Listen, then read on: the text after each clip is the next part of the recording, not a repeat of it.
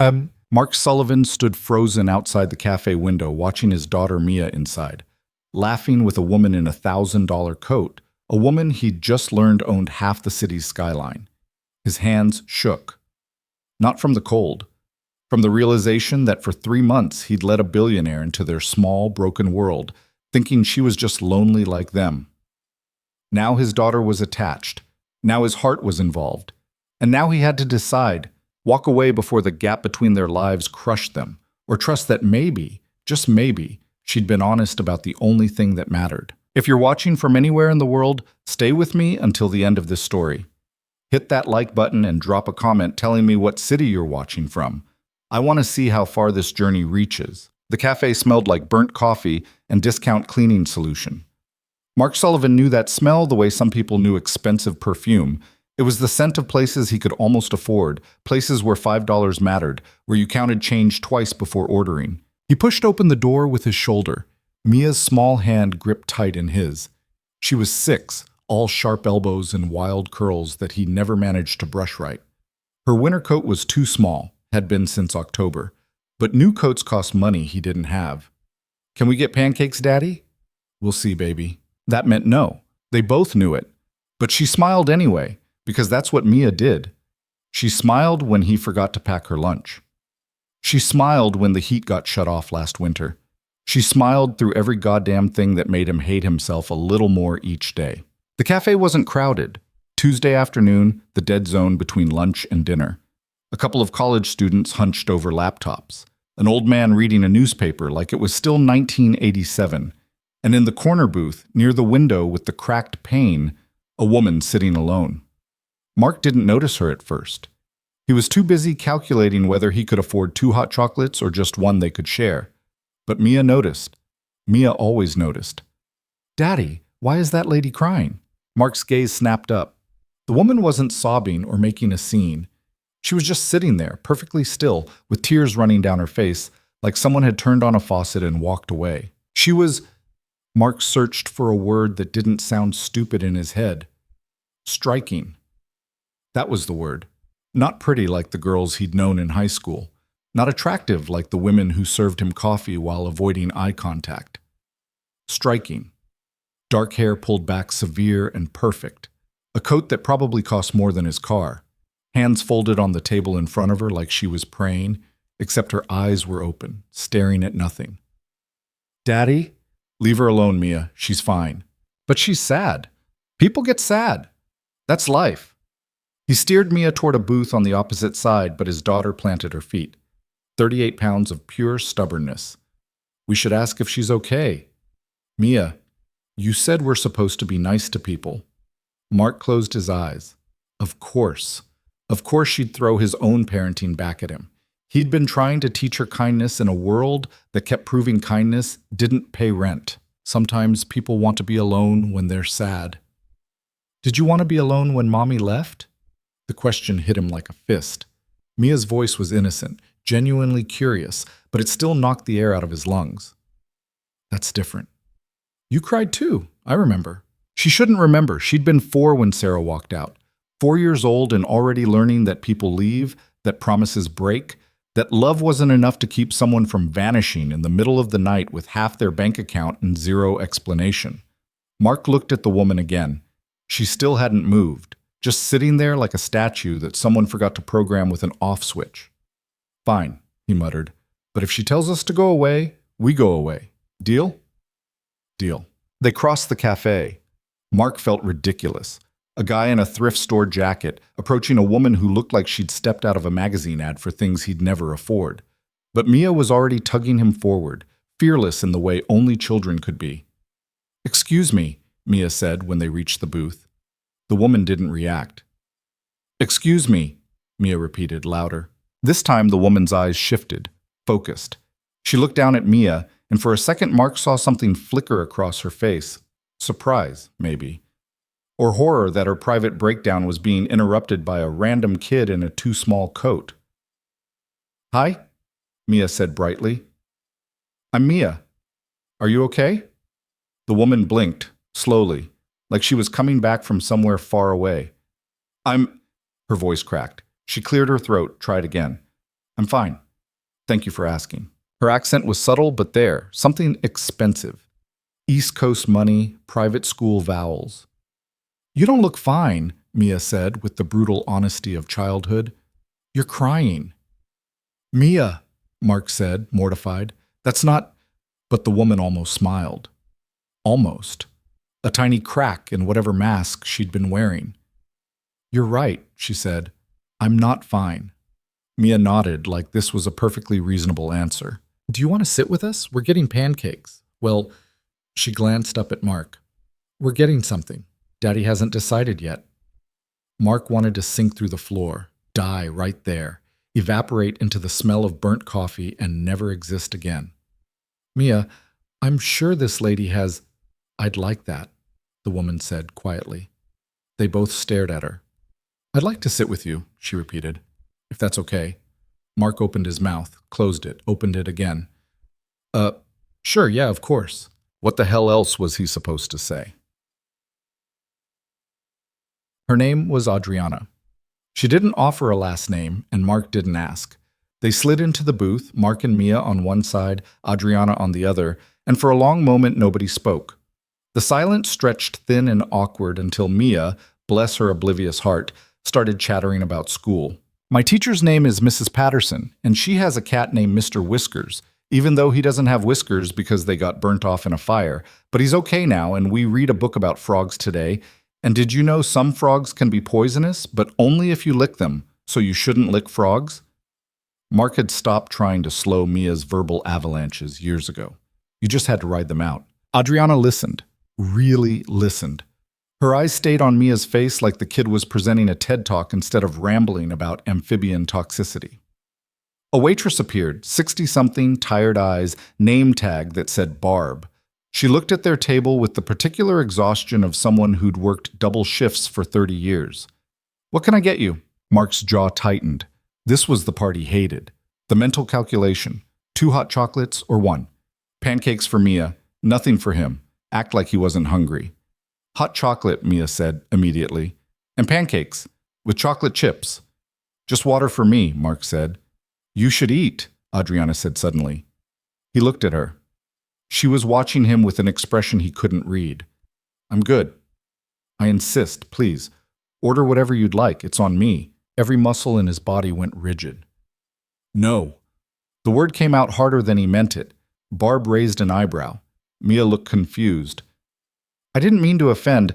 I can pay for my daughter's food. I know you can. I'm just offering. We're fine. The air went sharp and uncomfortable. Adriana pulled back slightly, hands retreating into her lap. Mark felt like an asshole but couldn't quite let go of the anger. He didn't need charity, didn't need some rich woman buying his kid pancakes like they were homeless. 1 hot chocolate, he told Barb. 1 pancake, regular, no chocolate chips.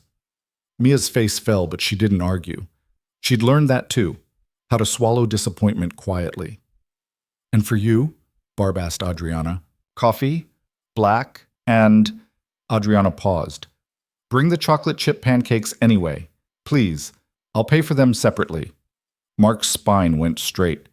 I said, they're for me, Adriana interrupted smoothly. I'm hungry, but I can't finish a whole order by myself. So if there happen to be extras, well, that's just waste. Their eyes locked. Mark knew exactly what she was doing. And she knew he knew.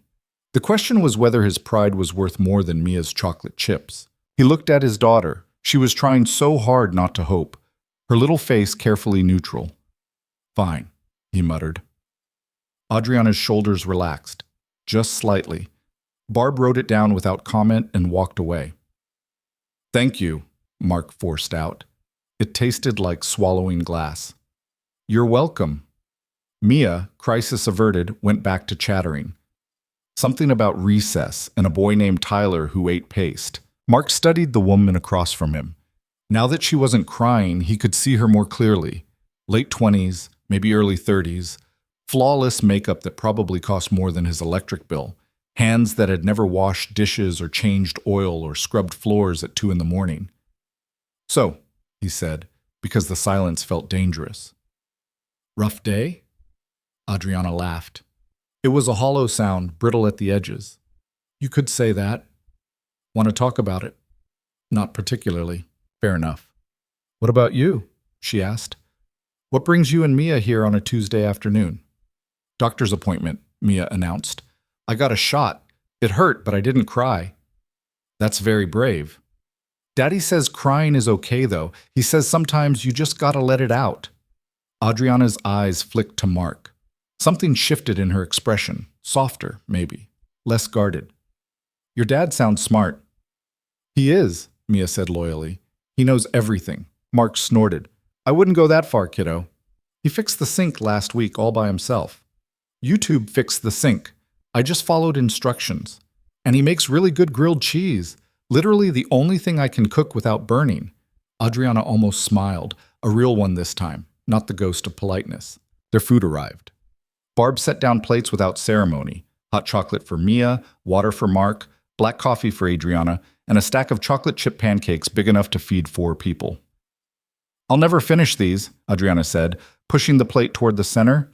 Help yourselves. Mia looked at Mark. He nodded. She grabbed her fork like it was Christmas morning. They ate in relative quiet. Mia demolished pancakes with the single-minded focus of a 6-year-old on a sugar mission.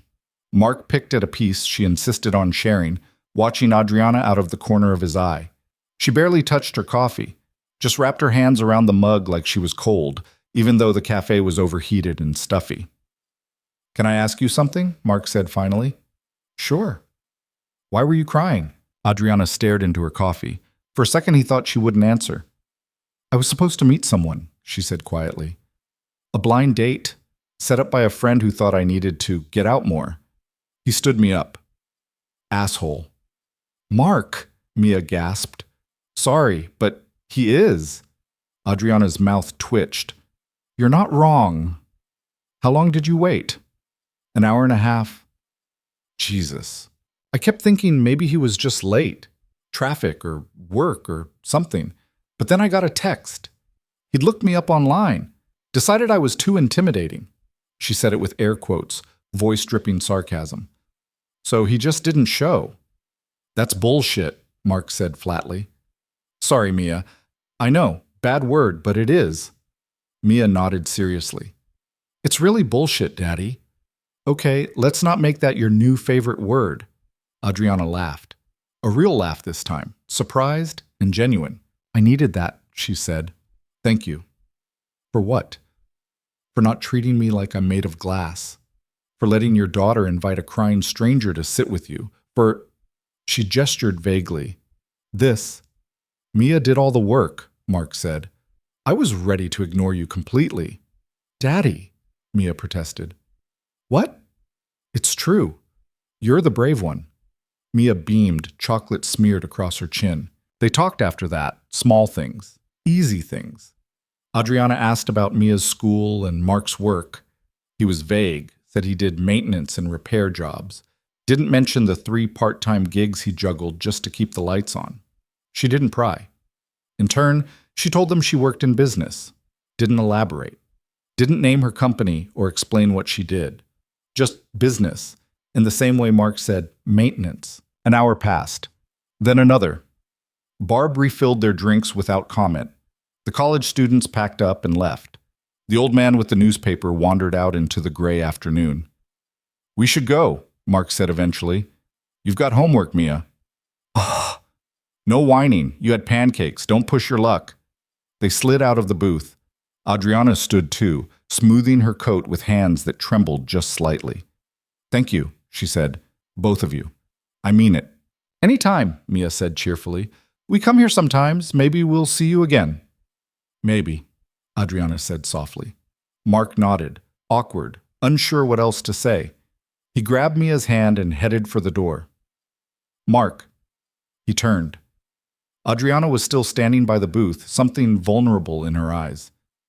Your daughter's lucky to have you. His throat tightened. He managed a rough, thanks, and got out before his voice could crack. Outside, the afternoon was cold and gray. Mia chattered the whole walk to their car, a 15-year-old Honda with a dent in the passenger door and a check engine light that had been on since July. Mark didn't say much. He was too busy trying not to think about the woman they'd left behind. The woman who'd cried alone in a cafe until his daughter noticed. The woman who'd bought them pancakes without making him feel small. He wouldn't see her again, that's what he told himself. She was from a different world. A world of designer coats and blind dates and problems he couldn't begin to understand.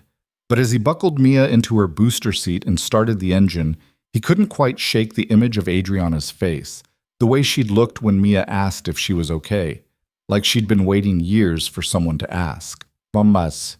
3 days later, Mia dragged him back to the cafe. I want pancakes again, Daddy.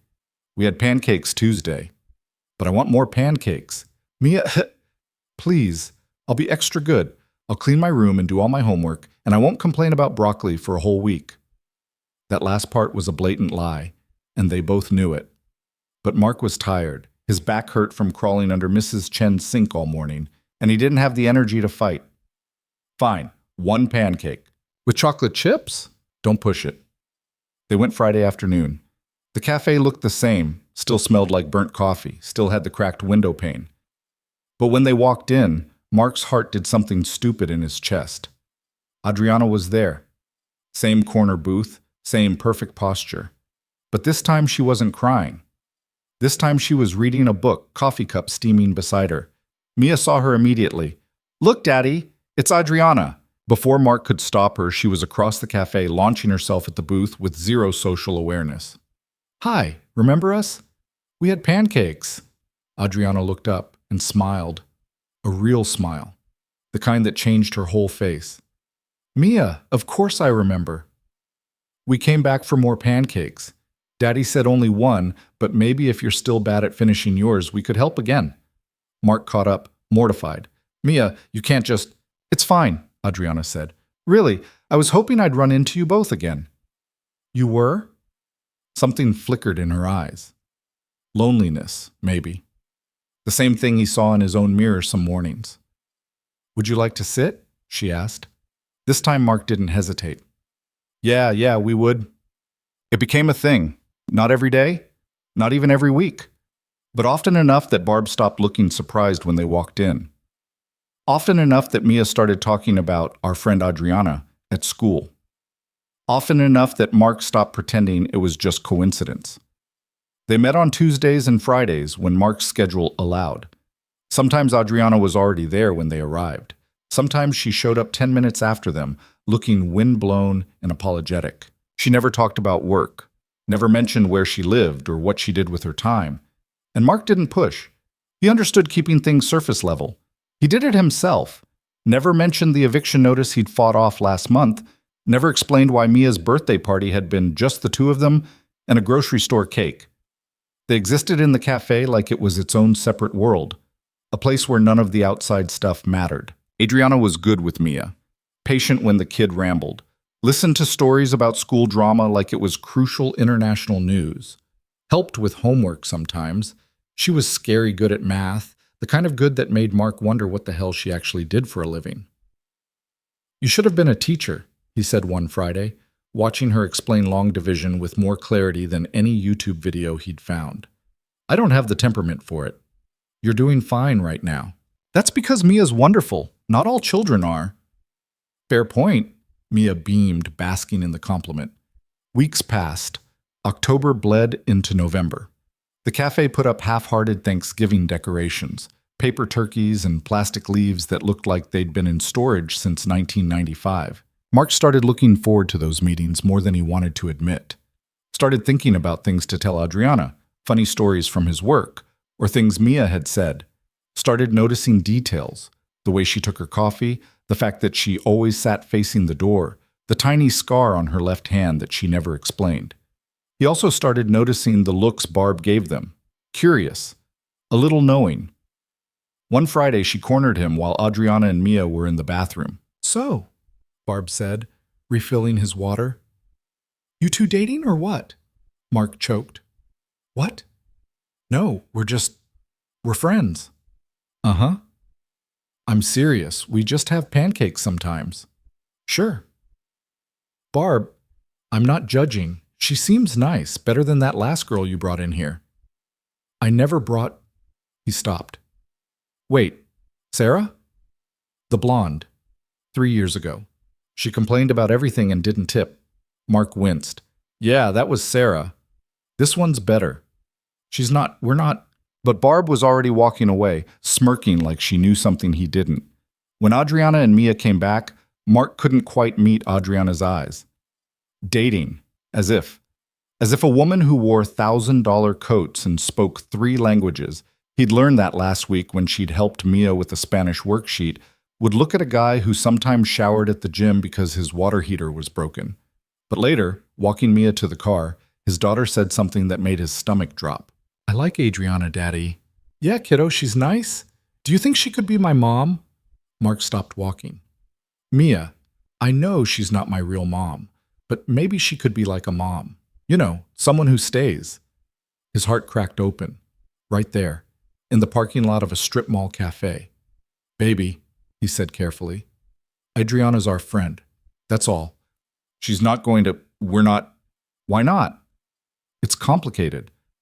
But you smile more when she's around. Did he? He hadn't noticed. And she smiles too. I think she's lonely, Daddy, like we used to be. Used to be. Past tense. Like the loneliness had stopped. Like something had changed without him noticing. We're still her friends no matter what, he said finally. Okay? But don't get ideas about other stuff. Sometimes people are just friends. Okay, Mia said quietly. But she didn't sound convinced. And honestly, neither was he. The shift happened so gradually, Mark didn't see it coming. Adriana started showing up to things. Not big things. Small things. A school play where Mia had 3 lines as a tree. A Saturday morning at the park where Mia fed ducks and Adriana laughed when one stole her scarf. A trip to the library where they all got cards and Mia checked out 7 books about dinosaurs. She fit. That was the terrifying part. She fit into their small, broken world like she'd always been there. And Mark, God help him, he was falling for her. Not in the stupid rom-com way, not love at first sight or destiny or any of that bullshit. But slowly, quietly. In the way she remembered Mia's favorite color. The way she never made him feel small for counting dollars before ordering. The way she looked at him sometimes like he was more than just a guy barely holding his life together. They were at the park, mid-November, cold enough that their breath fogged, when she asked about Sarah. You don't have to tell me, she said quickly. I'm just curious. Mia mentioned her mother once and then got very quiet. Mark pushed Mia on the swing, higher, higher, listening to his daughter shriek with joy. Not much to tell. We were young, got pregnant, tried to make it work. He paused, searching for words that didn't make him sound pathetic. She wasn't ready for this. Any of this. So she left. I'm sorry. Don't be. We're better off. Does Mia see her? No. Sarah sends a card on birthdays sometimes. That's it. Adriana was quiet for a long moment. She's missing out, she said finally. Mia's extraordinary. Yeah, she is. So are you. He looked at her. She was watching Mia, not him, but her voice had gone soft. Careful. I'm really not. You are. You don't see it, but you are. Something warm unfurled in his chest, dangerous and terrifying. Adriana. Higher, Daddy, Mia yelled. The moment broke. Mark pushed the swing. Adriana sat on the bench, hands wrapped around a cup of hot chocolate from the cart nearby. When Mia finally tired herself out, they walked back to the parking lot together. Adriana's car was parked next to his, a sleek black sedan that probably cost more than his annual income. Same time Tuesday? She asked. Yeah, if you're free. I'll make time. She always said that. I'll make time. Like they were a priority. Like 2 hours in a cafe with a struggling single dad and his hyperactive daughter mattered more than whatever else filled her life. Mia hugged Adriana goodbye, had started doing that a few weeks ago, just threw her arms around Adriana's waist without asking permission. Adriana always hugged back, gentle, like Mia was made of glass. See you Tuesday, Mia called. See you Tuesday, Adriana echoed. Mark watched her drive away, watched until the taillights disappeared around the corner. Daddy? Yeah, baby. I love her. His breath caught. I know. Do you love her? He should say no. Should shut this down before it became a problem, before Mia got hurt, before he got hurt. But he'd never been good at lying to his daughter.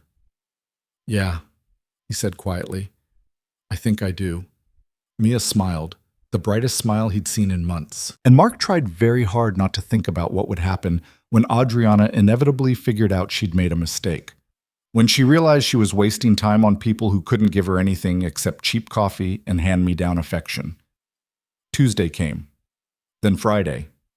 Then Tuesday again. November became December.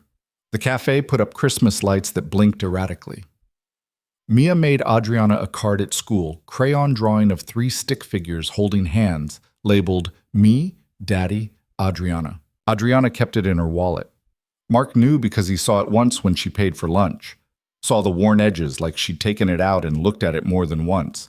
They were walking a dangerous line. He knew it. She probably knew it too. But neither of them stepped back. Not yet. Not until the day everything fell apart. It was a Wednesday. Mark wasn't supposed to be at the cafe. Wednesdays were for his overnight security gig, the one that paid just enough to keep them above water. But the job had been canceled, pipe burst or something, and he decided to surprise Mia with hot chocolate after school. They walked in and Adriana was there. That wasn't the weird part. The weird part was the man sitting across from her, 50-something, expensive suit, talking in rapid-fire sentences while Adriana nodded, taking notes on a tablet Mark had never seen her use before. That's Adriana, Mia said, starting forward. Mark caught her hand. Wait. Something felt off. The way the man was talking, deferential but insistent. The way Adriana sat, posture perfect, face unreadable. This wasn't a friend. This was business. The man left. Adriana looked up and saw them. Her expression shifted. Surprise, then something that looked almost like panic. Mark, Mia, I didn't expect... Who was that? Mark asked. A colleague. You're working. Yes, I had a meeting. On a Wednesday afternoon. At a cafe. Adriana stood slowly. Can we talk? Outside? Mia looked confused. Mark felt something cold settle in his gut. Stay here, Mia.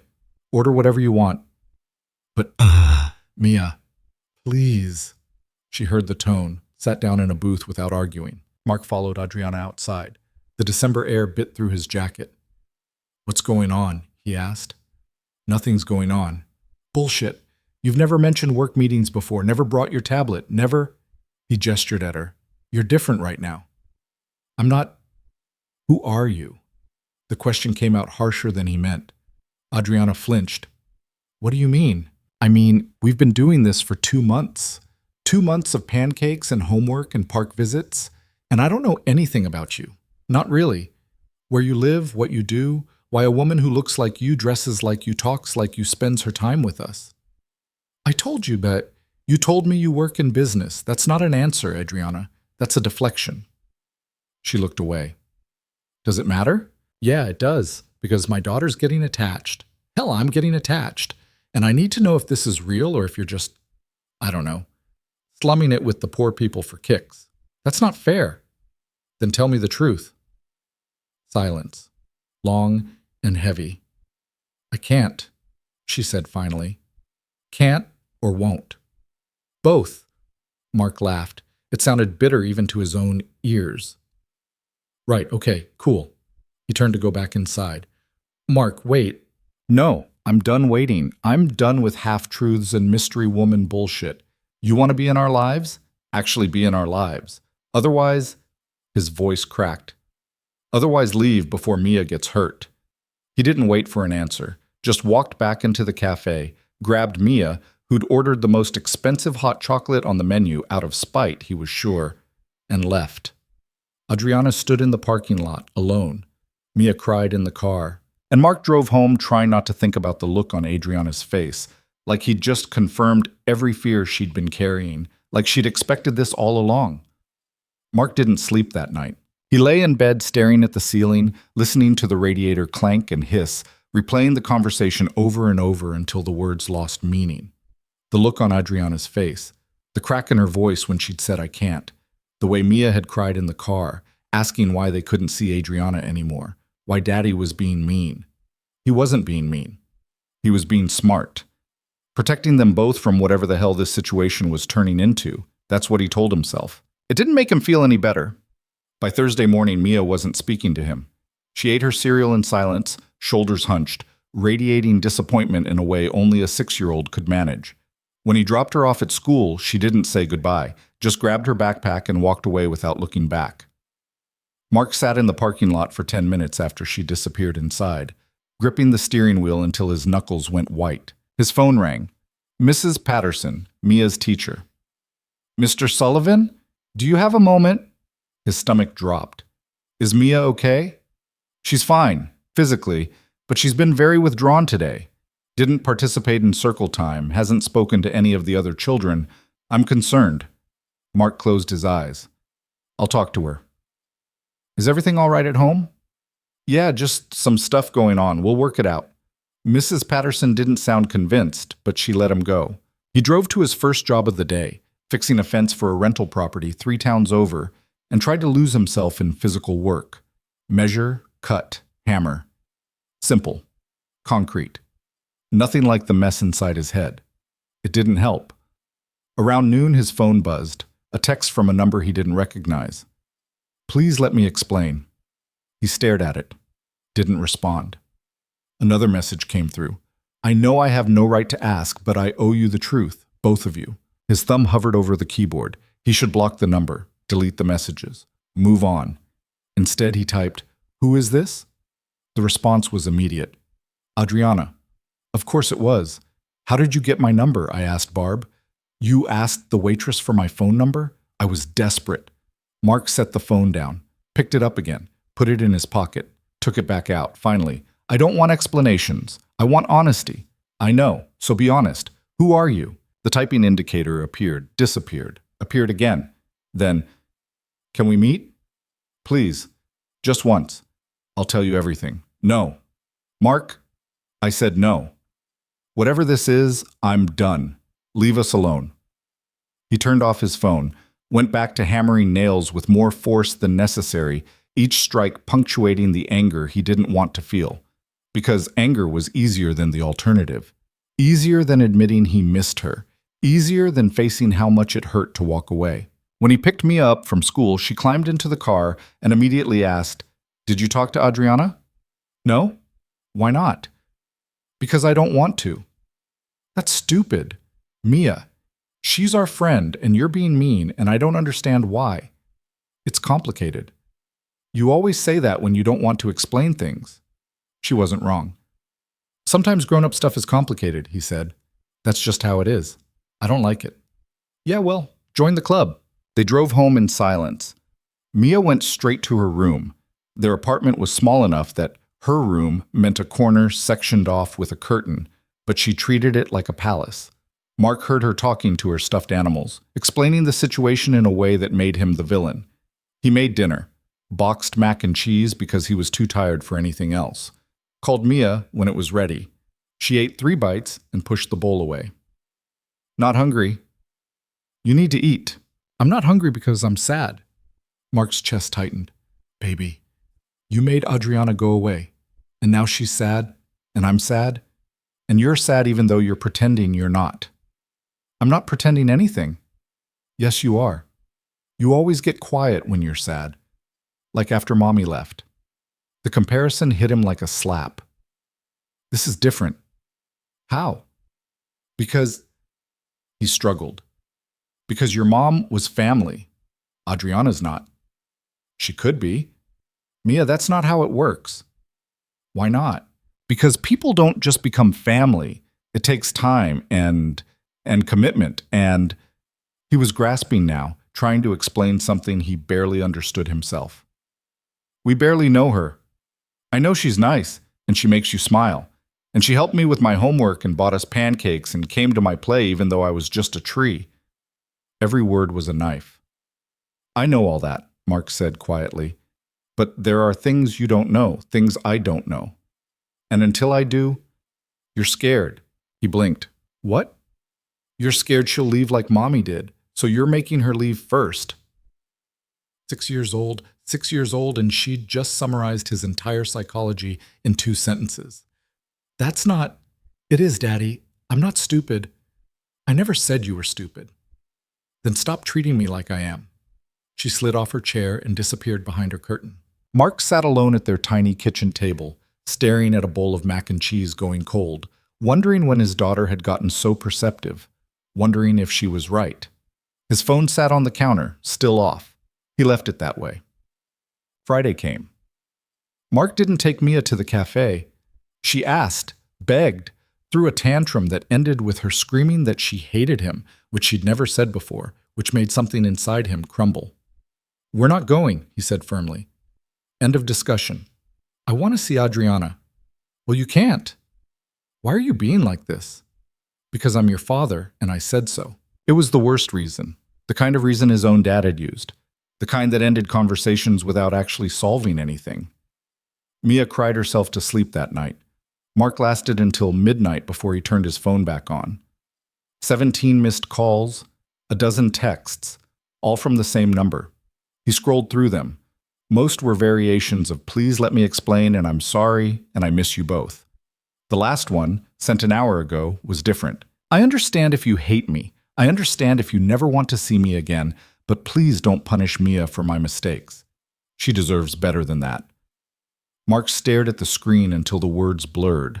She was right. Of course she was right. He typed, Tuesday, 3 p.m. The cafe. You get one chance. The response came seconds later. Thank you. He didn't reply, just set the phone down and tried to convince himself he hadn't just made everything worse. Saturday and Sunday crawled by. Mia perked up when he told her they'd see Adriana on Tuesday, but she was still wary, still watching him like she expected him to change his mind. You promise? She asked Sunday night. I promise. You're not going to yell at her? I'm not going to yell. Are you going to be nice? I'm going to listen. That's all I can promise right now. Mia considered this. Okay, that's good enough. Monday he worked a double shift, maintenance at an office building, then overnight security at a warehouse. Came home Tuesday morning, exhausted and wired, showered, slept 3 hours, and woke up with his heart pounding like he'd run a marathon. He picked Mia up from school early. She was vibrating with excitement. Is Adriana going to be there? I don't know. She will be. I know she will. She was right. Adriana was already in the corner booth when they walked in, hands wrapped around a coffee cup, eyes fixed on the door. When she saw them, her whole body seemed to exhale. She stood as they approached, started to say something, stopped. Mia broke the tension by running forward and hugging her. I missed you, Mia said into Adriana's coat. I missed you too, sweetheart. Adriana's eyes met Mark's over Mia's head. There were dark circles under them. She looked like she hadn't slept in days. Good. That made 2 of them. They sat. The same booth, the same positions, but everything felt different, fragile, like one wrong word would shatter whatever chance they had left. Barb appeared, looking between them with obvious curiosity. The usual? She asked. Please, Adriana said quietly. When the food came, pancakes for Mia, coffee for Adriana, water for Mark, nobody moved to eat. Can I go color? Mia asked, eyeing the kids' activity corner in the back. Mark hesitated. Adriana caught it. We won't leave, she said. I promise. Whatever happens, we'll still be here when you come back. Mia looked at Mark. He nodded. She grabbed her backpack and disappeared to the corner, leaving them alone. Adriana spoke first. I'm a CEO. Mark's brain stuttered. What? I run a company. Veil Industries. We do commercial real estate development, office buildings, apartment complexes, retail centers. 1,200 employees. Revenue last year was just over $2 billion. The numbers didn't compute. Couldn't compute. You're a billionaire. Yes, personal net worth is around $3 billion, give or take. The cafe seemed to tilt. Mark gripped the edge of the table. You've been lying to me for 2 months. I've been omitting things. There's a difference. Bullshit. Mark, you sat here and let me talk about struggling to pay rent. about juggling 3 jobs, about whether I could afford chocolate chips on pancakes. And the whole time you're worth $3 billion? I never lied. You let me feel like shit for not being able to buy my own daughter a decent meal. You watched me count change, and you said nothing.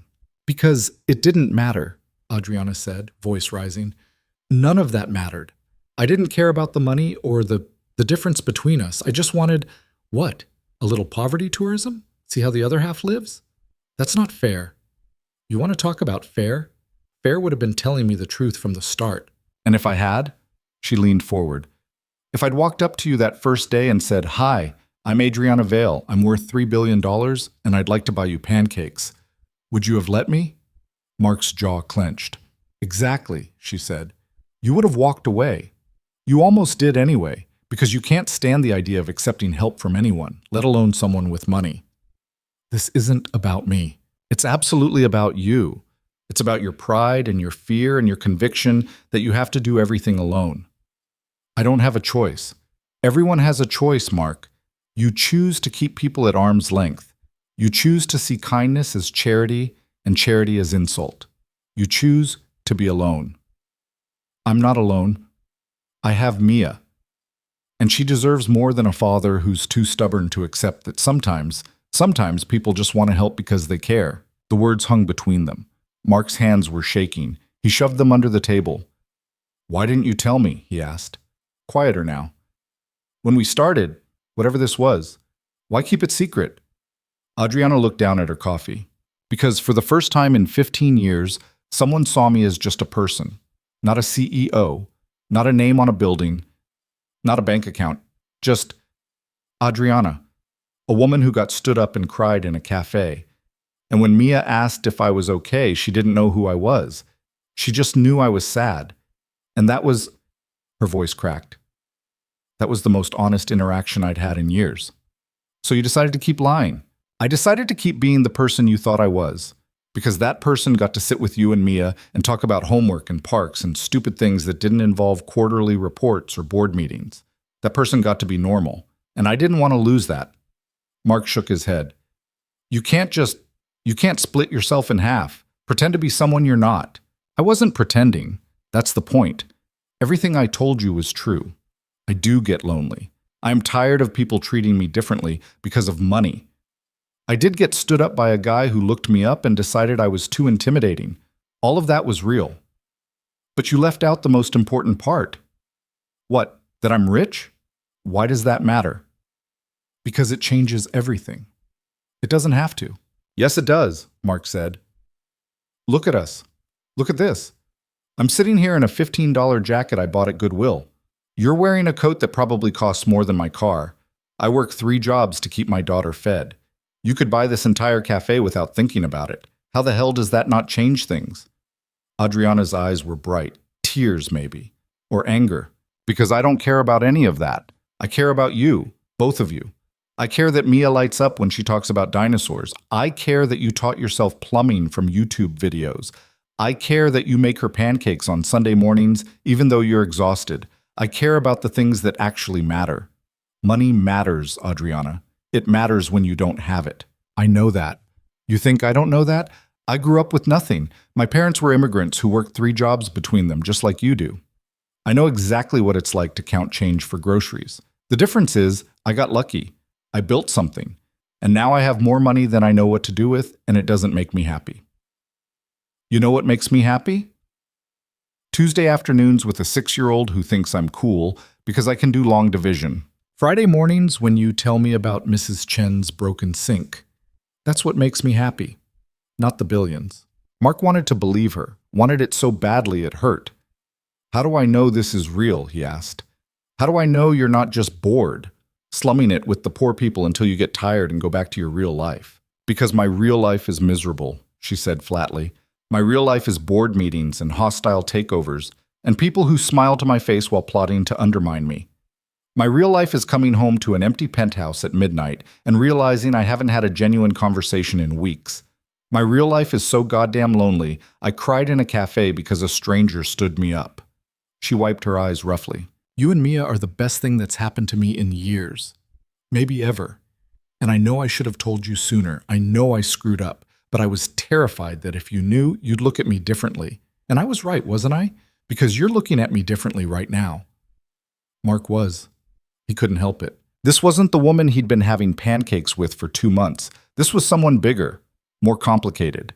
Someone whose problems existed on a scale he couldn't begin to understand. I don't know how to do this, he admitted. Do what? Be around someone like you. I don't know the rules. I don't know how to fit into your world. You don't have to fit into my world. I want to fit into yours. That's not how it works. Why not? Because your world has gravity. It pulls everything toward it. And mine's too small, too insignificant. It'll just get swallowed up. Adriana reached across the table, stopped herself before touching his hand. What if I don't want that world anymore? She asked. What if I want this? Cheap coffee and pancakes and helping with homework? What if I want simple? You say that now, but eventually you'll get bored. You'll remember you have a company to run and a life to live and what? I'll leave like your ex did? Direct hit. Mark flinched. This isn't about Sarah. Isn't it? She left because being a mother was too hard, because poverty and struggle weren't what she signed up for. And now you think everyone will do the same. You think I will. Won't you? No. Firm. Absolute.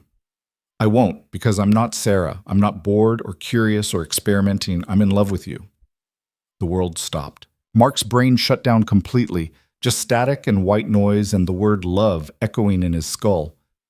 You're in love with you, Adriana repeated. I have been for weeks, maybe longer. I don't know when it happened. Somewhere between pancakes and park visits and watching you be the most devoted father I've ever seen. Somewhere in the space of realizing that money means nothing if you're alone. And I know this is too much. I know I'm springing everything on you at once, and you probably hate me right now. But you asked for the truth. So there it is. All of it. Mark couldn't breathe. Say something, Adriana whispered. What could he say? That he loved her too? That he'd been falling for weeks without realizing it? That the thought of her leaving made him want to break things? I don't know what to do with that, he managed. You don't have to do anything. I'm not asking for a response or a declaration. I'm just being honest, like you asked. This is insane. I know. We don't make sense. I know. You're a billionaire CEO and I fix sinks for a living. I know that too. So what the hell are we supposed to do? Adriana's smile was sad, tired. I don't know. Figure it out as we go, maybe. Or don't. Maybe this is where it ends. Maybe you walk away and I go back to my empty penthouse and we both move on with our lives. Is that what you want? No. What I want is to keep having pancakes with you and Mia every Tuesday and Friday. What I want is to watch her in school plays and help with homework and listen to you talk about plumbing disasters. What I want is to be part of something real for once in my goddamn life. She stood abruptly. But I can't force that. So you need to decide. Do you want me in your life or not? All of me.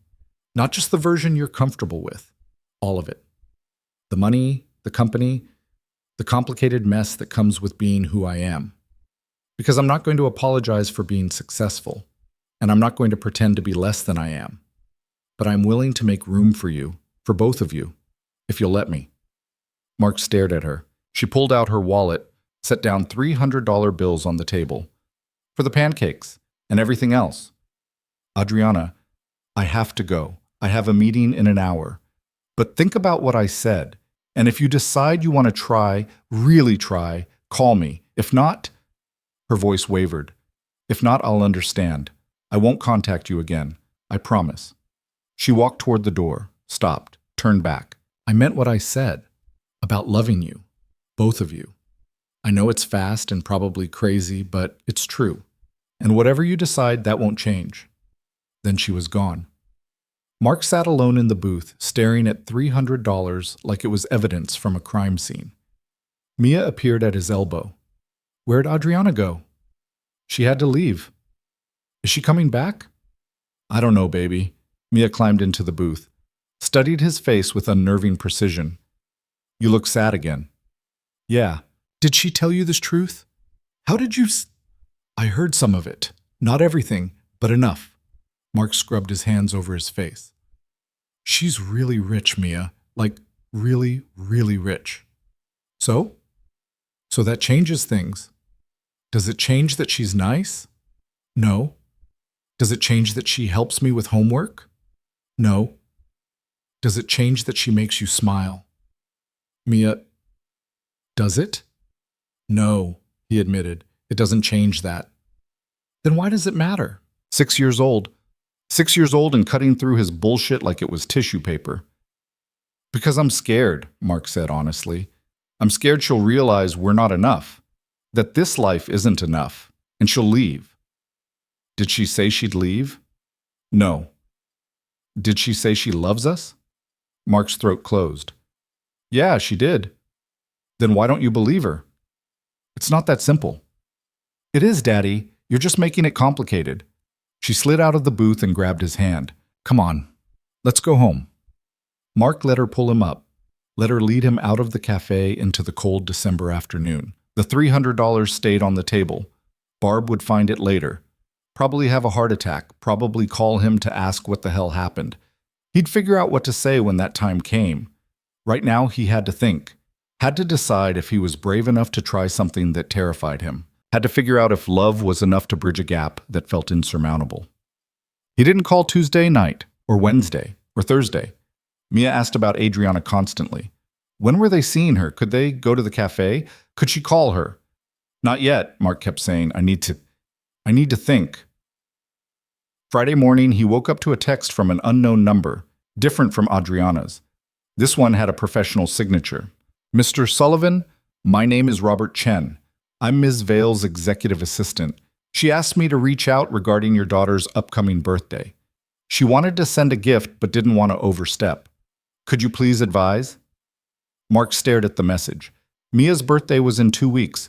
He'd been planning the usual, grocery store cake, maybe a trip to the park if the weather cooperated. Nothing big, nothing he couldn't afford. He typed back, tell Ms. Vale thank you, but we're fine. The response came immediately. Understood. She also wanted me to let you know that if you need anything at all, you only need to ask. We don't need anything. I'll let her know. Mark set the phone down, picked it up again. How is she? A pause, then, honestly?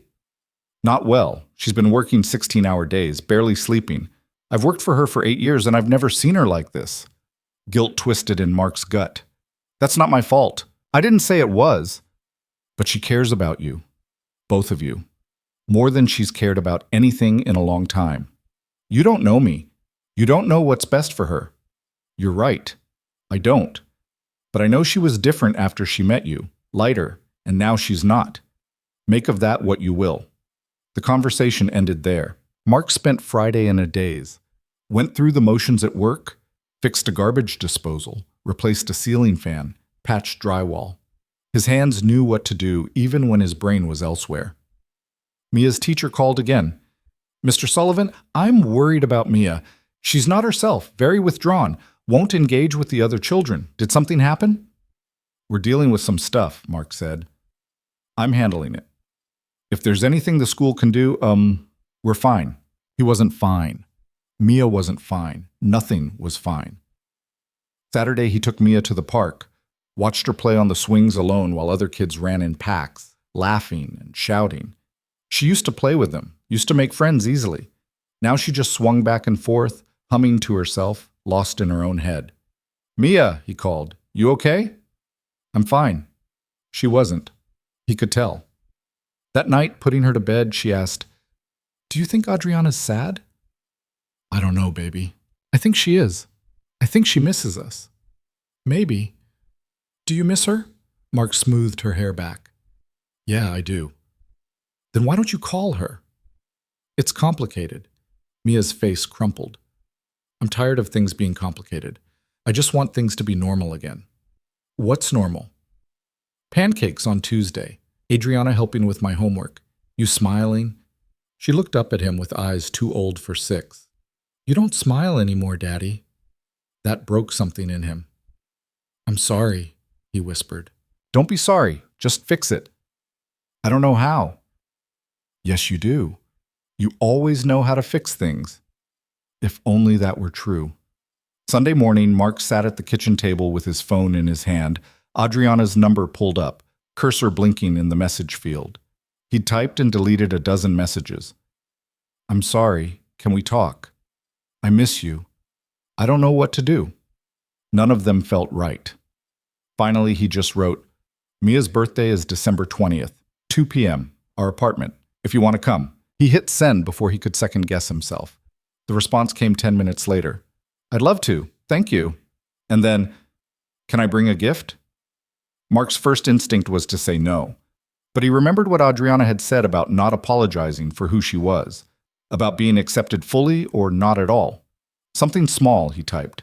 Nothing crazy. Define crazy. No cars. No ponies. No college funds. A pause. Then, you're no fun. Fine. Something small. Despite everything, Mark smiled. It was a start. The days leading up to Mia's birthday felt like walking on ice. Mark kept waiting for something to crack beneath him, for Adriana to text and say she'd changed her mind, for the fragile truce they'd established to shatter under the weight of everything unsaid. But she didn't back out. Instead, she texted Tuesday morning asking what kind of cake Mia liked. Chocolate, Mark wrote back. Always chocolate. Noted. Wednesday, she asked about dietary restrictions, allergies, favorite colors, small questions that felt enormous. Each one a reminder that she was trying, that she wanted to get this right. Thursday evening, his phone rang. Adriana's name on the screen. He stared at it for 3 rings before answering. Hello? Hi. Her voice was cautious, careful. Is this a bad time? No, Mia's doing homework. What's up? I wanted to ask. She paused. Would it be okay if I came a little early? Maybe 30 minutes before the party? I thought I could help set up. Mark looked around their apartment. 1 bedroom, a bathroom where the sink dripped no matter how many times he fixed it, a kitchen barely big enough for 2 people, the kind of place you apologized for before people walked in. You don't have to do that. I know, but I'd like to, if that's okay. He should say no, should maintain some boundary, some distance. Instead, he heard himself say, yeah, that'd be good. Okay. Relief flooded her voice. I'll see you Saturday then. 1:30? 1:30. After he hung up, Mia appeared from behind her curtain. Was that Adriana? Yeah. Is she still coming? She's still coming. Mia's whole face lit up. Can I make her a card? Sure, baby. She disappeared back to her corner, already chattering to herself about what to draw. Mark stood in the kitchen, phone still in his hand, trying to ignore the flutter of nerves in his chest. Friday, he cleaned the apartment like his life depended on it. Scrubbed floors, wiped down counters, organized the chaos that had accumulated in corners. Mia helped, dusting surfaces with a sock on her hand, singing made-up songs about birthdays and cake. Why are you cleaning so much? She asked. Because we're having a guest. Adriana's not a guest, she's our friend. Still, it's polite. Mia shrugged and went back to sock dusting. But Mark caught her smile, the first real one he'd seen in weeks. That night, after Mia was asleep, he sat on their threadbare couch and let himself think about what he was doing, letting Adriana back in, opening the door he'd slammed shut, risking everything all over again. She'd said she loved him, loved them, said it like it was fact, like gravity or sunrise. He didn't know what to do with that, didn't know how to trust it. But Mia deserved more than his fear. She deserved people who showed up, who stayed, who meant what they said. And maybe, so did he. Saturday morning arrived cold and bright. Mia woke up vibrating with excitement, bouncing on Mark's bed at 6:30, demanding pancakes and presents, and declaring it the best day ever before it had even started. Presents come later, Mark said, groggy and half asleep. But it's my birthday. Birthdays don't start until at least 8 o'clock. That's the rule. That's a stupid rule. Probably. But it's my rule, so we're stuck with it. She flopped dramatically across his legs. Can we at least have pancakes? Yeah, kiddo, we can have pancakes. They ate breakfast together, Mia chattering nonstop about turning 7, about how she was basically a grown-up now, about whether Adriana would bring a good present. She said something small, Mark reminded her. Small can still be good. Just don't get your hopes up too high, okay? But Mia was already hoping. He could see it in her eyes, bright and expectant, and so damn trusting it scared him. The morning dragged. Mark tried to distract himself with last-minute party prep, hanging streamers he'd bought at the dollar store, setting out paper plates, checking the cake he'd picked up yesterday from the grocery store bakery.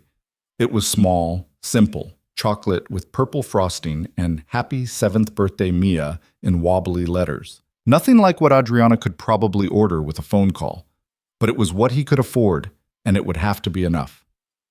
1:15. Mark changed his shirt 3 times before settling on the least wrinkled option.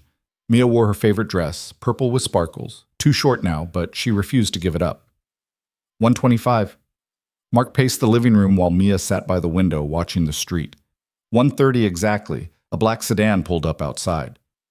"She's here!" Mia shrieked. Mark's stomach flipped. He watched through the window as Adriana got out of the car. She was dressed down, jeans, a simple sweater, hair loose instead of pulled back, trying to fit in, trying to be the version of herself that belonged here. She pulled a gift bag from the car, not huge but not tiny either, and she was carrying something else, a canvas tote that looked heavy. Mia was already at the door, yanking it open before Adriana made it up the stairs. "You came!" "Of course I came." Adriana set down her bags and crouched to Mia's level. "Happy birthday, sweetheart." Mia threw her arms around Adriana's neck. Adriana hugged back, eyes closing briefly, and Mark saw something crack in her expression. Relief, joy, something raw. When Mia finally pulled away, Adriana stood and met Mark's eyes. "Hi." "Hi," he echoed. Awkward silence stretched between them. 2 weeks ago, they'd been easy together. Now they were strangers figuring out how to exist in the same space. "Come in," Mark said finally. "Sorry, it's not much." "It's perfect," Adriana interrupted. She stepped inside, looking around with genuine interest. "I like it. It feels lived in, real." Not the response he'd expected. She set her bags on the kitchen counter. "I brought supplies for decorating, if that's okay. I thought we could, I don't know, make it festive." The tote bag was full of party supplies, not expensive-looking stuff, just normal things, more streamers, balloons, a birthday banner. "You didn't have to do that," Mark said. "I wanted to." They worked together in careful silence, hanging decorations while Mia supervised and offered contradictory advice. Adriana moved around the small space without making it feel crowded, asking where things should go instead of taking over. She was trying. He could feel it in every gesture. "The cake's in the fridge," Mark said, "from the grocery store. It's not fancy, but I'm sure it's wonderful." She didn't sound condescending, just honest. By 2 o'clock, the apartment looked like a birthday bomb had gone off. Streamers everywhere, balloons clustered in corners, the banner crooked across one wall because they couldn't get it straight. It looked perfect. Mia's friends arrived in clusters, kids from school with their parents, who gave the apartment polite once-overs and chatted awkwardly near the door. Mark had invited 6 kids. 5 showed up, which he counted as a win. Adriana helped wrangle children with the ease of someone who'd probably managed boardrooms full of hostile executives. She organized games, settled disputes over toys, and somehow convinced 7 kids to actually sit still for cake. Mark watched her from the kitchen, this woman worth billions, sitting cross-legged on their worn carpet, helping a 6-year-old named Tyler open a juice box. One of the other parents, Jessica, Tyler's mom, sidled up to Mark. "Is that your girlfriend?" "What? No, we're friends." Jessica raised an eyebrow. "She looks at you like you're more than friends. She's good with kids." "Huh? Sure," Jessica smiled. "She seems nice. Little out of place maybe, but nice." Out of place. Yeah, that was one way to put it. The party wound down around 4. Parents collected their sugar-crashed children, thanking Mark, and completely ignoring Adriana, which he knew bothered her, even though she didn't say anything. When the last guest left, the apartment looked like a disaster zone. Paper plates and cups everywhere, frosting smeared on surfaces, balloons slowly deflating in corners. "That was the best party ever," Mia declared, sprawled on the couch in a food coma. "I'm glad, baby." "Can I open Adriana's present now?" Mark looked at Adriana. She nodded. "Go ahead, sweetheart." Mia tore into the gift bag with the enthusiasm of someone who'd been waiting hours. Inside was a leather journal, clearly expensive but understated, the kind of thing an adult would appreciate more than a 7-year-old. Mia's face fell slightly. A notebook? Not just a notebook, Adriana said gently. It's a journal for writing down your thoughts, your stories, the things you want to remember. She pulled out a fancy pen. And this goes with it. I thought maybe you could write about your adventures, the things you do with your dad. Whatever you want. Mia turned the journal over in her hands. Like a diary? Exactly like a diary. Cool. Mia opened it, flipping through blank pages. Can I write about today? Absolutely. She disappeared behind her curtain, already composing out loud. Alone with Adriana, the apartment suddenly felt very small. Thank you, Mark said, for coming, for everything. You don't have to thank me. Yeah, I do. They started cleaning up together, moving around each other in the cramped space. Mark gathered paper plates while Adriana tied off balloon strings. The silence wasn't comfortable exactly, but it wasn't hostile either. The other parents didn't talk to you much, Mark said. I noticed. Sorry about that. It's fine. I'm used to it. She smiled, but it didn't reach her eyes. People don't know what to make of me. I don't fit in their box of what a person should be. What box? The mom box, the girlfriend box, the appropriate woman at a children's birthday party box? She shoved trash into a bag. I'm too polished, too formal, too much. You're not too much. That's kind of you to say. I'm not being kind. I'm being honest. He paused. You were great today. With the kids.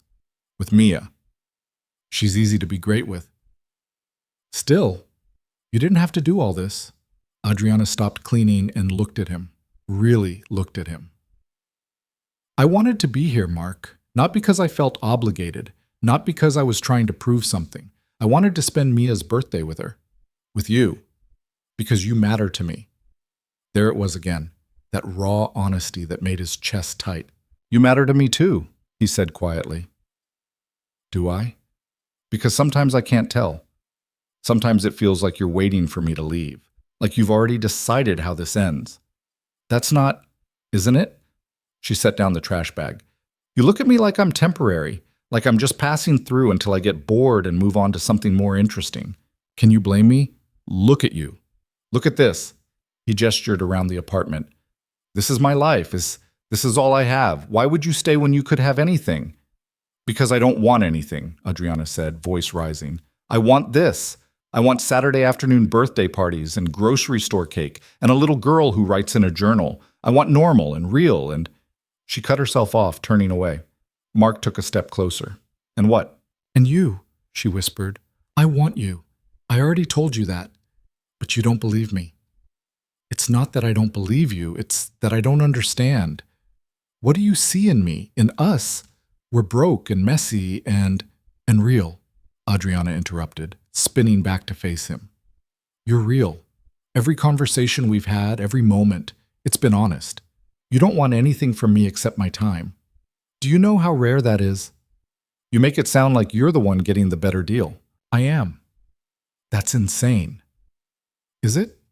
She stepped closer. You're a good father, a good person. You work yourself to exhaustion to give your daughter a decent life.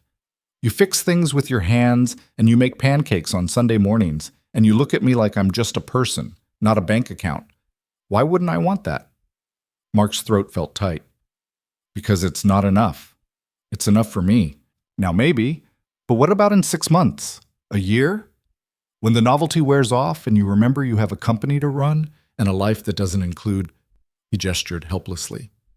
This. What if I restructured my life? Adriana asked. What if I stepped back from the company, hired someone to run day-to-day operations? You'd hate that. Would I? I hate it now. The long hours, the constant pressure, the loneliness. What if there's a different way? Adriana, I'm serious. I've been thinking about it. Before I met you, work was all I had. It consumed everything. But now… She paused. Now I know what I'm missing, and I don't want to keep missing it. Mark shook his head. You can't just restructure a billion-dollar company because of us.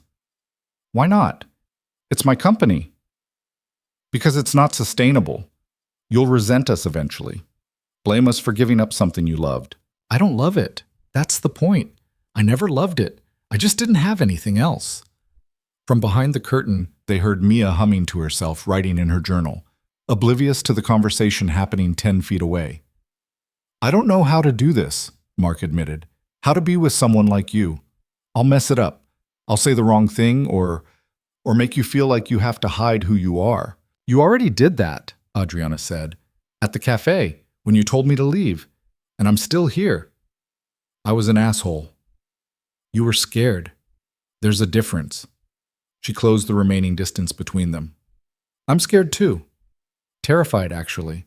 I'm terrified you'll never trust me, that you'll always see the money first and me second, that I'll love you and Mia, and it won't be enough to bridge the gap between our worlds.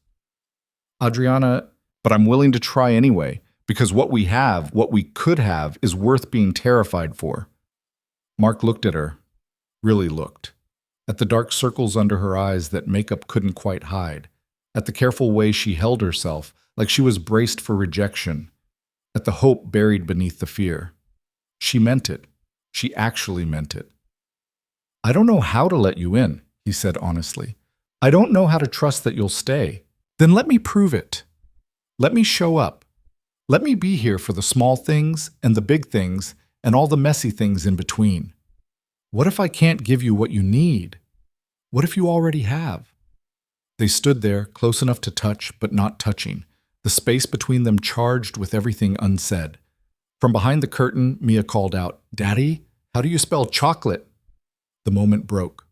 Mark stepped back, calling CHOCOLATE. Thanks. When he looked back at Adriana, she was smiling, soft, real. I should go, she said. Let you two have your evening. You could stay for dinner. It's just spaghetti from a jar, but I'd love to. Relief flooded through him. Yeah? Yeah. They made dinner together in the tiny kitchen, bumping into each other in the small space, settling into a rhythm that felt familiar despite everything. Adriana chopped vegetables while Mark boiled water. She asked where things were instead of assuming, deferred to him in his own space. Mia set the table, mismatched plates and bent forks but arranged with care. They ate together, the three of them squeezed around a table built for two, talking about nothing and everything. Afterward, Adriana helped with dishes while Mia showed her the journal entries she'd started. 3 pages already, messy handwriting and misspellings and pure enthusiasm. This is wonderful, Adriana said, reading over Mia's shoulder. I wrote about the party, and about you coming, and about how Daddy smiled today. Did he? Yeah. He doesn't smile much anymore. But he smiled when you got here. Mark, drying dishes at the sink, felt his face heat. Adriana caught his eye and mouthed, cute. He looked away, fighting a smile. By 7:30, Mia was fading. The sugar crash plus birthday excitement left her drooping on the couch. I should get her to bed, Mark said. I should go anyway. Adriana grabbed her coat. Thank you for letting me come today. It meant a lot. Thank you for coming. Mia stumbled over for a hug. Will you come back? If your dad says it's okay. Mia looked at Mark. He looked at Adriana. Yeah, he heard himself say. You can come back. Something in Adriana's expression cracked open. Tuesday? The cafe? Tuesday. The cafe. I'll be there. She hugged Mia goodbye, then hesitated at the door. For a second, Mark thought she might hug him too, or kiss him, or something. But she just said, Good night, Mark. Good night. After she left, Mark got Mia ready for bed, listening to her chatter about the best birthday ever, about how Adriana was the best, about how Daddy should marry her so she could be there all the time. Mia, I know. It's complicated, but it doesn't have to be. He tucked her in, smoothing her wild curls. Get some sleep, birthday girl. Daddy? Yeah? I'm glad you let her come back. Me too, baby. Me too. He turned off the light and retreated to the couch, exhausted but wired. The apartment still smelled like birthday cake and Adriana's perfume. His phone buzzed. A text. Thank you for today. For giving me a chance. I won't waste it. He stared at the message for a long time before typing back. I'm still scared. Me too. But maybe we can be scared together. I'd like that. Mark set the phone down and looked around their small apartment. At the decorations still hanging, at the deflated balloons, at the life he'd built with just him and Mia, small and limited, but theirs. And for the first time in weeks, he let himself imagine what it might look like with one more person in it. Tuesday came and they met at the cafe. Same booth, same routine, but different somehow. The air between them had shifted, not fixed. There was still too much unresolved for that, but softer, more hopeful. Mia dominated the conversation, telling Adriana about every detail of her birthday party that Adriana had already witnessed. Adriana listened like it was all new information. Mark watched them together and felt something settle in his chest. Not peace exactly, but possibility. When they left, Adriana walked them to their car. Same time Friday? She asked. Yeah. Can I? She hesitated. Can I call you? Between our cafe days, just to talk? Mark's first instinct was to say no, keep the boundaries clear. But Mia was looking up at him with those hopeful eyes, and he was tired of being the person who said no to everything. Yeah, you can call. Adriana smiled, a real one. Okay. She did call. Wednesday evening, while Mia was doing homework. They talked for an hour about nothing important. Her day, his day. A funny thing Mia had said. It felt normal. Easy. Thursday, she called again. This time they talked about harder things. About Sarah leaving, about Adriana's parents dying when she was 19, about being alone. I don't want to be alone anymore, she said quietly. Me neither. Friday at the cafe, Adriana seemed lighter, less guarded. She laughed at Mark's stupid jokes and helped Mia with a science project and paid for their pancakes without making it a thing. After, walking to the car, Mia ran ahead to look at something in a store window. Adriana touched Mark's arm. Is this okay? Us doing this? I don't want to push. You're not pushing. It's good. Good? Yeah, really good. She smiled and something warm spread through his chest. The next week followed the same pattern. Tuesday and Friday at the cafe. Phone calls in between. Slow, careful steps toward something neither of them could quite name yet. But it was building. Mark could feel it. Then came the call that changed everything. It was a Tuesday morning, 2 weeks after Mia's birthday. Mark was under a sink at a rental property when his phone rang. Unknown number. He almost didn't answer. Hello? Is this Mark Sullivan? A woman's voice, professional, clipped. Yeah, who's this? My name is Vanessa Price. I'm a journalist with the Herald. I'm doing a piece on Adriana Vale, and I understand you're close with her? Mark's blood went cold. How did you get this number? That's not important. What is important is the story I'm working on. See, Adriana Vale is one of the most powerful women in the city. Built a billion-dollar empire from nothing. Very impressive. But she's also intensely private. Never been photographed with a romantic partner. No social life to speak of. And now suddenly she's spending time with a single father and his daughter. That's interesting, don't you think? I don't know what you're talking about. Mr. Sullivan, I've seen the photos. You, Adriana, and your daughter. At the cafe, at the park. Coming out of your apartment building. It's a lovely story, actually. Billionaire CEO finds love with regular guy. Very heartwarming. Photos. There were photos. Don't print anything, Mark said. I'm going to print the story regardless. The question is whether you want to comment. Give your side. Otherwise, I'm left to speculate.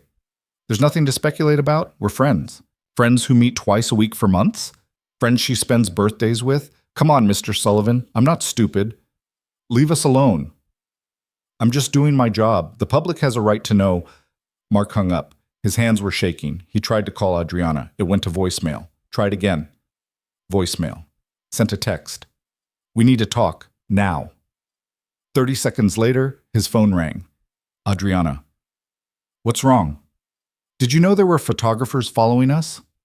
Silence. Then quietly. What?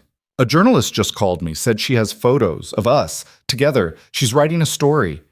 Oh no, Mark, I'm so sorry. I never thought. You never thought people would be watching you? You're a billionaire CEO. Of course people are watching you. I know. I wanted to keep this separate, private. Well, it's not private anymore. He could hear her breathing on the other end, ragged, panicked. What did you tell her? Adriana asked. Nothing. Hung up. But she's going to print something anyway. I'll handle it. I'll call my lawyers. We can what? Stop the press? Make this go away. Mark laughed bitterly. This is your world, Adriana. This is what I was afraid of. I know. I'll fix it. How? I don't know yet, but I will. I promise. Mark closed his eyes. I can't do this. Mark, I can't have my daughter's face in the newspaper. I can't have reporters calling me, digging into our lives. That's not... I didn't sign up for that. Neither did I.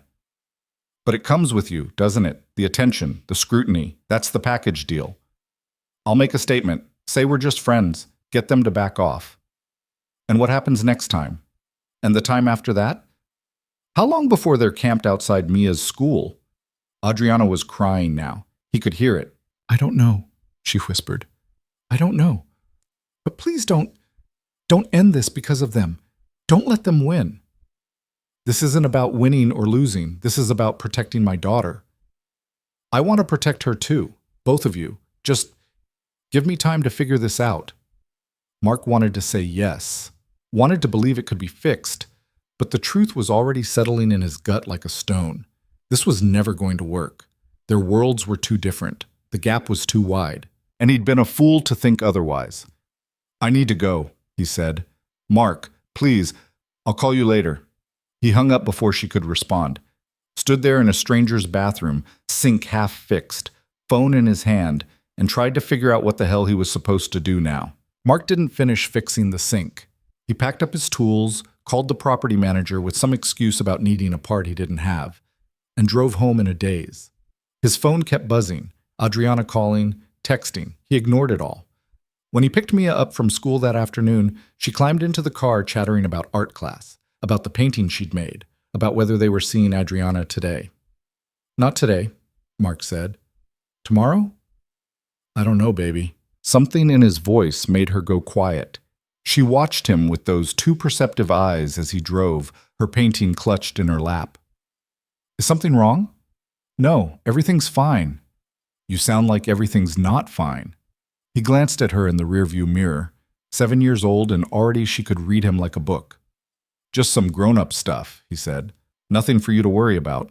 But she was already worrying. He could see it in the way she chewed her bottom lip, the way her fingers crumpled the edge of her painting. At home, she disappeared behind her curtain without being asked. No demands for snacks or TV or attention, just silence. Mark sat on the couch and finally looked at his phone. 23 missed calls, 16 texts. The most recent one, sent 10 minutes ago, just said, please, sent tens. He should call her back, have an actual conversation. But what was there to say? His phone rang again. Different number. He answered without thinking. Mr. Sullivan, Vanessa Price, again. I wanted to give you one more chance to comment before the story runs tomorrow. Tomorrow? Early edition. Front page of the lifestyle section. Billionaire CEO's secret romance. It's quite a compelling piece. Are you sure you don't want to add anything? Mark's stomach dropped. You can't print that. I absolutely can. It's all public information. Photos taken in public places. No expectation of privacy. My daughter's in those photos. We'll blur her face, obviously. We're not monsters. But the story stands unless... She paused. Unless you'd like to give an exclusive interview, your side of the story. How you met, what it's like dating someone so far outside your tax bracket. Human interest angle. People love that kind of thing. Go to hell. He hung up. Immediately called Adriana. She answered on the first ring. Mark, the story runs tomorrow, front page. I know, my publicist just called. We're working on what? Damage control? Making me look like some gold digger who trapped a billionaire? That's not... Nobody thinks that. They will. That's how these things work, right? Poor single dad, rich CEO. People are going to assume I'm using you. I'll make a statement. Tell them the truth. What truth? That we're together? That we're not? What are we, Adriana? Silence. Long and painful. I don't know. she said finally. I thought we were I thought we were building something, but maybe I was wrong. This is exactly what I was afraid of.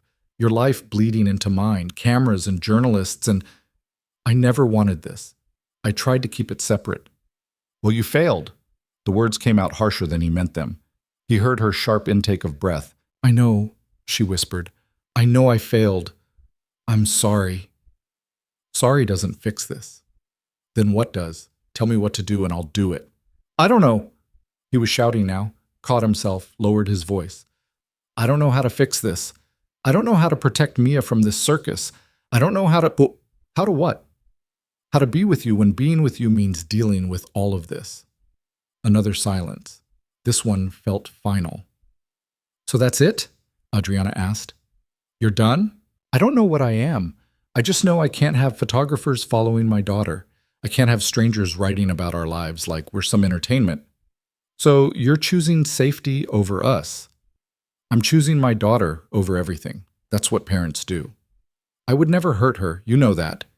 It's not about intentional hurt, it's about consequences. Your world has consequences I can't control. What if I stepped away? Adriana said suddenly.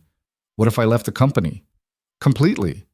Sold my shares, walked away. Would that be enough? Mark's chest tightened. You can't do that.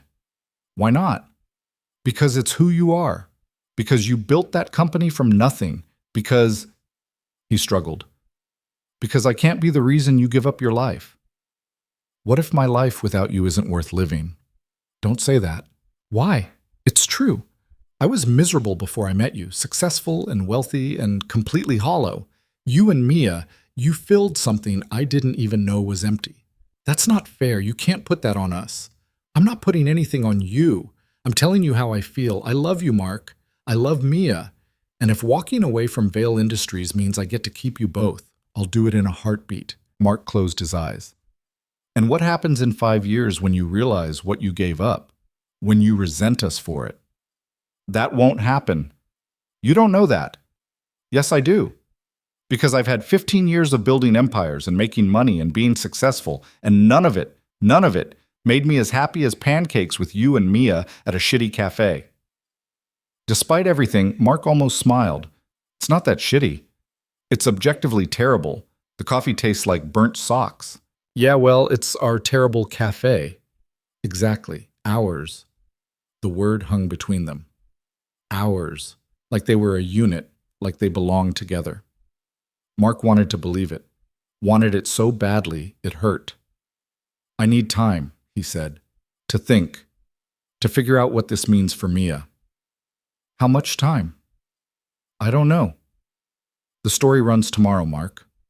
By noon, everyone's going to know. Your neighbors, Mia's school, everyone. You can't avoid this. I know. Let me help, please. Let me handle the press, manage the narrative. I have people for this. That's exactly the problem. You have people, lawyers and publicists and fixers who can make problems disappear. I don't. I'm just a guy trying to keep his head above water. So let me be your life raft. I don't want to be saved, Adriana. I want to save myself. She was crying now. He could hear it in her breathing. I love you, she said. I know you don't want to hear it. I know it's too much too fast. But I love you, and I don't know how to stop. Mark's throat closed. I need to go. I need to be with Mia. Okay? But Mark? Yeah? Whatever you decide, whatever happens, thank you. For letting me in, even for a little while. For showing me what it feels like to be part of something real. He couldn't respond. Just hung up and sat there staring at his phone, feeling like he'd just made the biggest mistake of his life. From behind the curtain, Mia's small voice. Daddy? Are you okay? Yeah, baby, I'm okay. You don't sound okay. He went to her corner, pulled back the curtain.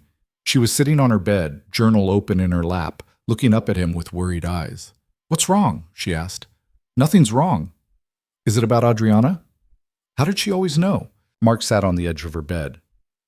Yeah, it's about Adriana. Are you fighting? Sort of. It's complicated. You always say that. Because it always is. Mia closed her journal. Do you love her? The question caught him off guard. What? Do you love her? Like how people love each other in movies? Mark looked at his daughter, her earnest face, her hope. Yeah, he admitted. I think I do. Then why are you pushing her away? Because I'm scared. Because her life is big and complicated and I don't know how we fit into it. Did you ask her? Ask her what? How we fit. Maybe she knows. Out of the mouths of children, Mark almost laughed. It's not that simple, Mia. Why not? Because there are things you don't understand about money and different worlds, and I understand that she makes you happy, and you make her happy. And that should be enough, shouldn't it? Should be. In a perfect world, maybe it would be. But the world wasn't perfect, and tomorrow morning, their lives were going to be splashed across the newspaper for everyone to see. I'm trying to protect you, Mark said. That's all I'm doing, trying to keep you safe. From what? From people talking, from things getting hard. Things are already hard, Daddy. We don't have a lot of money. The heat doesn't work sometimes. My coat's too small. She said it matter-of-factly, without self-pity. But we're happy anyway, because we have each other, and now we have Adriana too. Why would we give that up? Mark pulled her into a hug. She wrapped her skinny arms around his neck and held on tight. When did you get so smart? He asked. I've always been smart. You just don't listen sometimes. He laughed despite himself. You're right, I don't. So will you listen now? What am I listening to? To me, and to Adriana, and to your heart. She pulled back, looking at him seriously. Your heart knows what it wants. You're just scared to let it have it. 7 years old, and already wiser than he'd ever be. I'll think about it, he promised. Good, because I already lost one mom. I don't want to lose Adriana too. The words hit him like a punch. Mia had never called Sarah her mom, never referred to her as anything but the lady who left. But Adriana she was already claiming, already loving. Okay, Mark said. Okay, I'll figure it out. Promise? Promise. She smiled and picked up her journal again. Good. Now, can you help me spell catastrophe? I'm writing about today. Today was a catastrophe? A small one, but it's getting better. Mark spelled the word for her, then retreated to the couch. His phone was still buzzing. More texts from Adriana.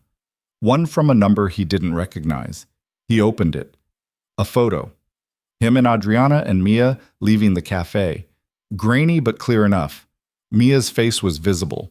They'd said they'd blur it, but here it was, unblurred, sent to his phone like a threat. Another text came through. Cute kid. Shame if something happened to her privacy. Mark's blood went cold. He called the number. It rang twice before someone picked up. Mr. Sullivan, I was wondering when you'd call. Who is this? Someone who thinks you're making a mistake, walking away from Adriana Vale? That's a lottery ticket you're tearing up. What do you want? An interview, exclusive? Your story, your words. In exchange, we keep the kid's face out of it. We make you look good. The devoted single dad who won the heart of a billionaire. Very romantic. And if I say no, then we run what we have. And we keep digging. Who knows what we'll find? Old debts, maybe. Unpaid bills, eviction notices. The struggles of a man barely keeping it together, suddenly dating one of the richest women in the country. People will talk. They'll wonder. They'll judge. You're blackmailing me. I'm offering you a deal. There's a difference. Mark's hand shook. Go to hell. He hung up. Immediately called Adriana. They're threatening me, he said when she answered. Threatening to dig into my life, expose everything. They want an interview. Don't give it to them. They have photos of Mia, unblurred. They won't use them. It's illegal to publish a minor's photo without parental consent. Since when do they care about legal? My lawyers will handle it, I promise. Just don't engage with them. Don't give them anything. Adriana, they're going to destroy us. No, they're not. I won't let them. How? How are you going to stop this? I don't know yet, but I will. Trust me. Trust. That word again. So simple, so impossible. I don't know if I can, he admitted. Then trust that I love you. Trust that I'll do whatever it takes to protect you and Mia, even if that means Her voice cracked. Even if that means walking away, giving you your privacy back, letting you live your life without this circus. Is that what you want? No. But it's not about what I want. It's about what's best for you and Mia. Mark pressed his palm against his eyes, tried to think through the panic. I don't want you to walk away, he said quietly. What? I don't want you to walk away. I'm terrified and I don't know how to do this, but I don't want to lose you. Silence. Then Adriana's shaky exhale. You're not going to lose me. I'm not going anywhere. Even if this gets ugly? Especially if this gets ugly. I've dealt with ugly before. Hostile takeovers, smear campaigns, corporate espionage. I can handle a few gossip journalists. This is different. This is personal. Exactly. Which is why I'm not backing down. Her voice hardened. They want a story? Fine. I'll give them a story. But it'll be on my terms, not theirs. What are you going to do? Hold a press conference tomorrow morning before their story runs. Get ahead of it. And say what? The truth. That I met you and Mia. That we became friends. That it developed into something more. That my personal life is my business. And anyone who harasses you or your daughter will face legal consequences. That'll just make it worse. Or it'll make it clear that you're off limits, that Mia is off limits, that this isn't a game. Mark wanted to argue, wanted to say it wouldn't work, that the press didn't care about boundaries or threats. But he was tired of fighting, tired of being afraid. Okay, he said, do it, but I want to be there. What? At the press conference, I want to be there. If we're doing this, we do it together. Mark, you don't have to eat. Yes, I do. If I'm going to be part of your life, I need to show up for the hard parts too, not just the pancakes and park visits. Are you sure? No, but I'm doing it anyway. He could hear her crying, happy tears this time. Okay, she whispered. Together. Together. After they hung up, Mark sat in the quiet apartment, listening to Mia hum behind her curtain. Tomorrow was going to be a disaster. Cameras and questions and scrutiny, everything he'd been trying to avoid. But maybe Mia was right. Maybe his heart knew what it wanted, and maybe it was time to stop being afraid of it. He went to Mia's corner, pulled back the curtain. How would you like to skip school tomorrow? Her eyes went wide. Really? Really.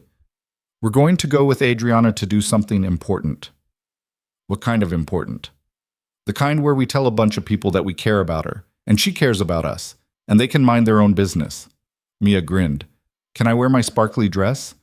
You can wear whatever you want, baby. This is the best day ever. We'll see about that. But looking at his daughter's joy, Mark thought maybe, just maybe, it could be. The press conference was scheduled for 9 a.m. at Vail Industries headquarters. Mark had never been there, had actively avoided looking it up because seeing the scope of Adriana's empire would have made the gap between them feel even wider. Now, standing in front of a 60-story glass tower with Adriana's name etched above the entrance, he felt that gap like a physical weight. Holy shit, he muttered. Mia, holding his hand in her purple, sparkly dress, looked up at the building. Adriana works here? Yeah. It's really tall. Yeah, it is. A black car pulled up. Adriana stepped out, dressed in a sharp suit, hair pulled back every inch the CEO. When she saw them, her expression softened. You came. We said we would. She crouched to Mia's level. You look beautiful. Thank you. Daddy let me pick my outfit. He has excellent taste. She stood, meeting Mark's eyes. Are you ready for this? Absolutely not. Good. Me neither. They went inside. The lobby was all marble and steel and intimidation. People in expensive suits rushed past, barely glancing at them. A security guard started to stop Mark, then saw Adriana and waved them through. They took a private elevator to the top floor.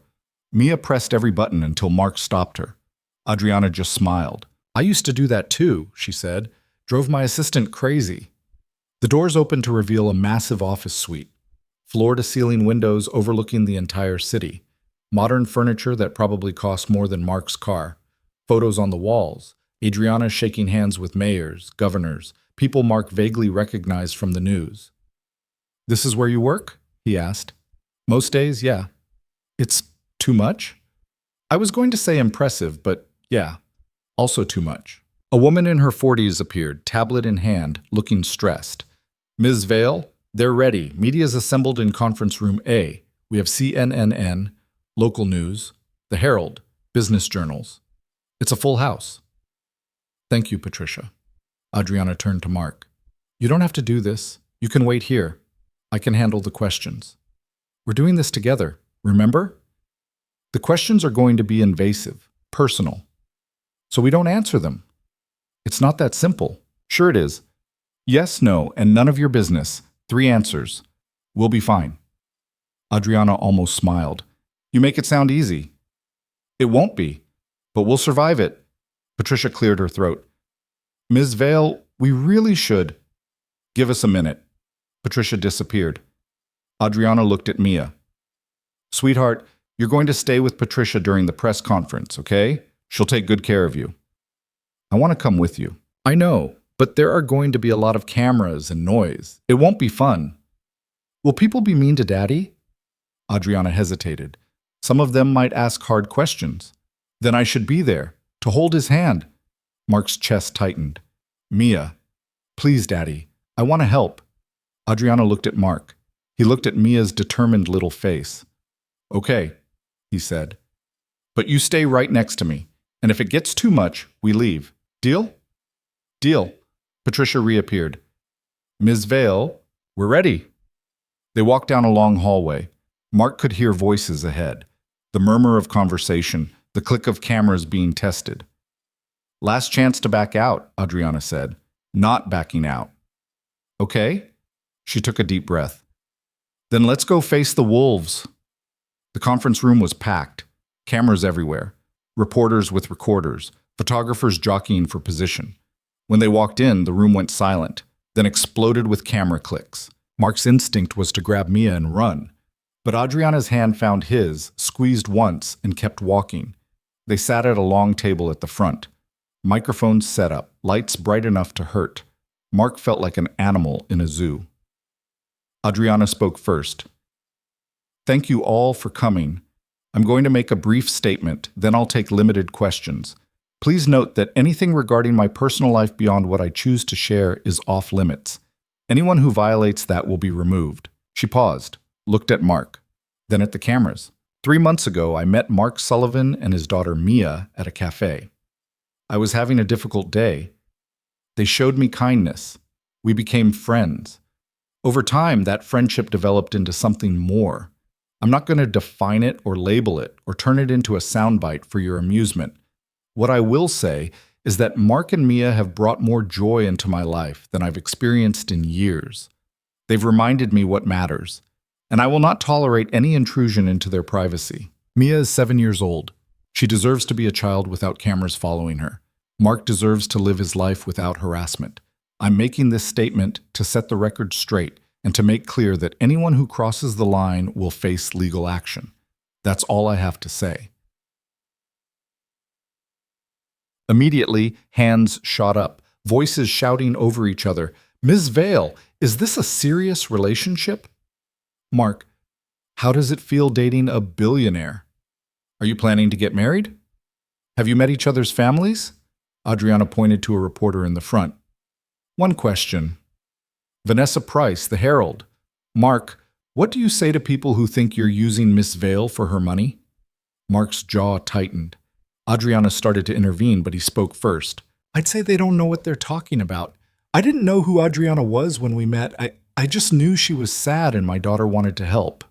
Everything after that, the friendship, the connection, it had nothing to do with money.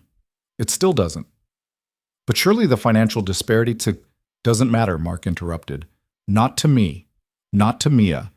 We're not interested in Adriana's bank account. We're interested in her. Another reporter jumped in. Ms. Vale, are you worried about Mark's financial situation? Have you offered to help him? My relationship with Mark is nobody's business but ours, Adriana said coldly. Next question. Is the child Mark's biological daughter or adopted? Mark stood up. We're done. Mr. Sullivan, I said we're done. You want to write about adults making adult decisions? Fine, but you leave my daughter out of it. He grabbed Mia's hand, started walking toward the exit. Adriana stood too. This press conference is over. Thank you for coming. More shouting, camera flashes. Mark kept walking. Felt Adriana's presence behind him, shielding them. They made it to the elevator. The doors closed on the chaos. Mark leaned against the wall, heart pounding. Mia was pressed against his leg. That was scary, she said. Yeah, baby, it was. Adriana looked stricken. I'm sorry. I thought if we controlled the narrative, it's fine. We got through it. They were awful. Asking about Mia like she's public property. Welcome to my concerns about your world. Adriana flinched. Mark immediately regretted the words. I didn't mean... No, you're right. This is my world. And it's brutal. And I hate that you and Mia are being dragged into it. The elevator opened to the lobby. More reporters were gathered. Must have come from the building across the street.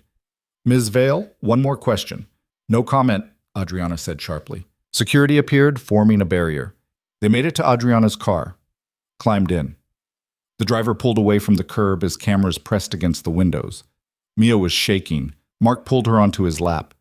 It's okay. We're safe now. I don't like those people. Me neither. Adriana was staring out the window, jaw clenched. I'll have my lawyers send cease and desist letters to every outlet that showed Mia's face. We'll sue if necessary. That'll just make it a bigger story. I don't care. They crossed a line. Mark looked at her, at the fury in her eyes, the protectiveness. She meant it. She'd go to war for them. Thank you, he said quietly. She turned. For what? For trying. For caring. For... He gestured helplessly. For all of it. I love you, she said. Both of you. Of course I care. Mia looked up. We love you too. Adriana's eyes filled. Yeah? Yeah, right, Daddy? Mark met Adriana's gaze, saw the hope there, the fear, the desperate need for him to say it back. Yeah, he said. We do. Adriana covered her mouth. Tears spilled over. I'm sorry, she whispered.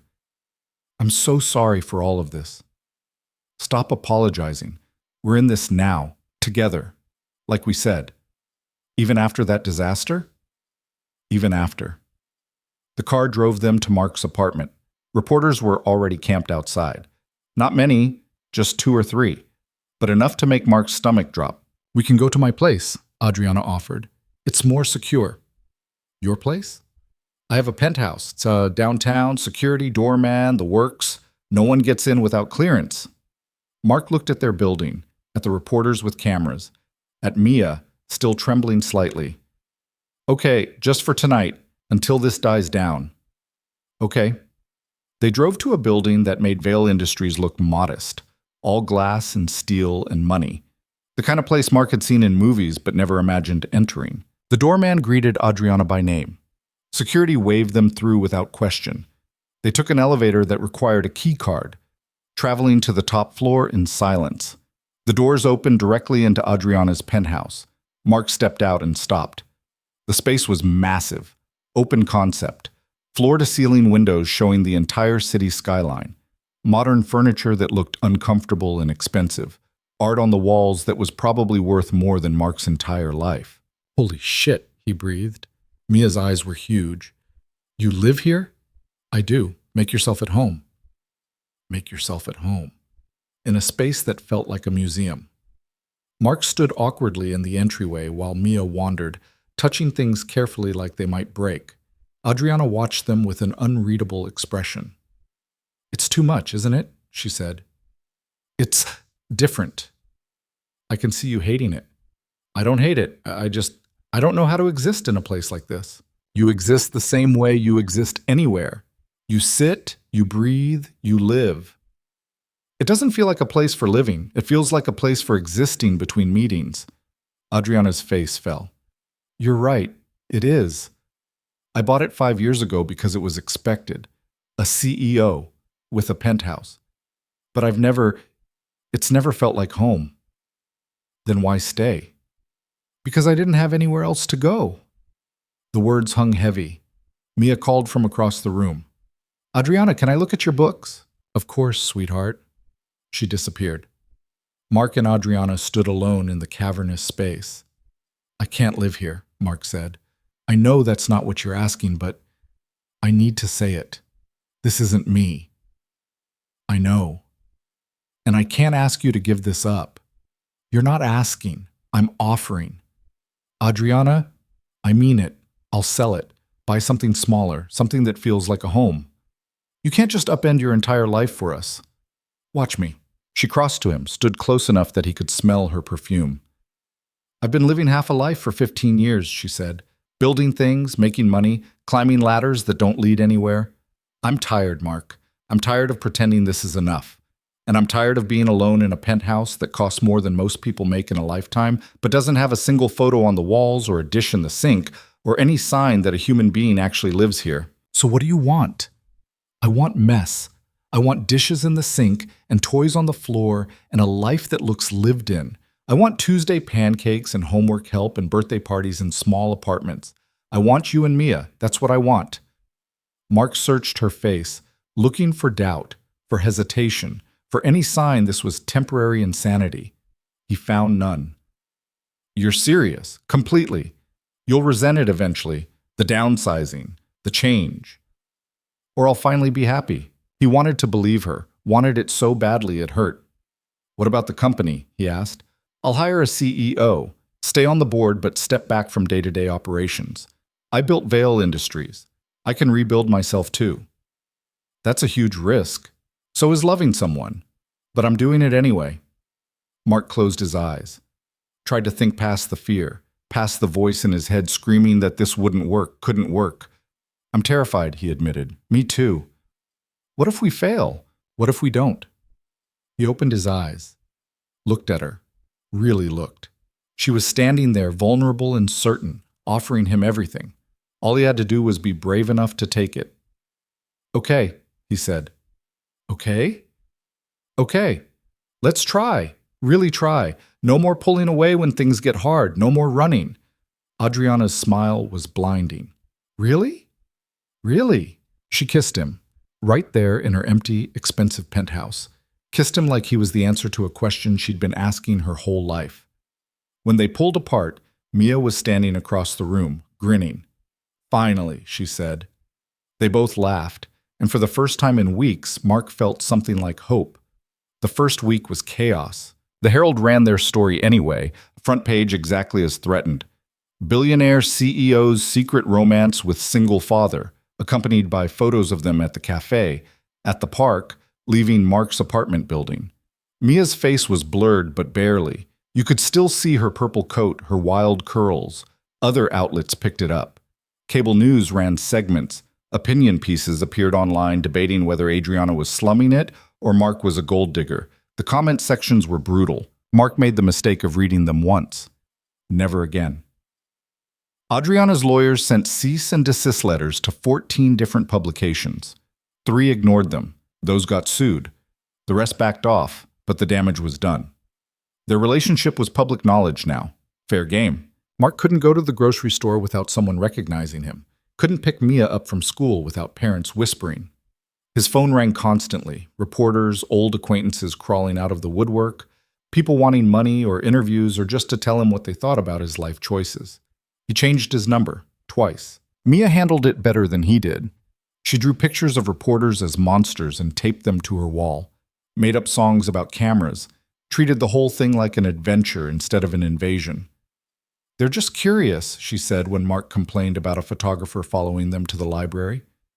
They're vultures. What's a vulture? A bird that eats dead things. That's gross, Daddy. Yeah, well, that's what they are. But even the vultures got bored eventually. By the second week, the story had moved from front page to occasional gossip column mention. By the third week, it barely registered. Life started returning to something resembling normal. Or a new version of normal, anyway. Adriana kept her promise. She hired a new CEO for Veil Industries, some hotshot from a competitor who'd been trying to poach her talent for years. Announced she was stepping back to an advisory role, staying on the board but leaving day-to-day operations to someone else. The business world lost its mind. Stock prices fluctuated. Analysts wrote think pieces about women leaving powerful positions. Adriana ignored all of it. I built that company once, she told Mark. If it falls apart without me, it deserved to. But it won't. I hired good people. They'll be fine.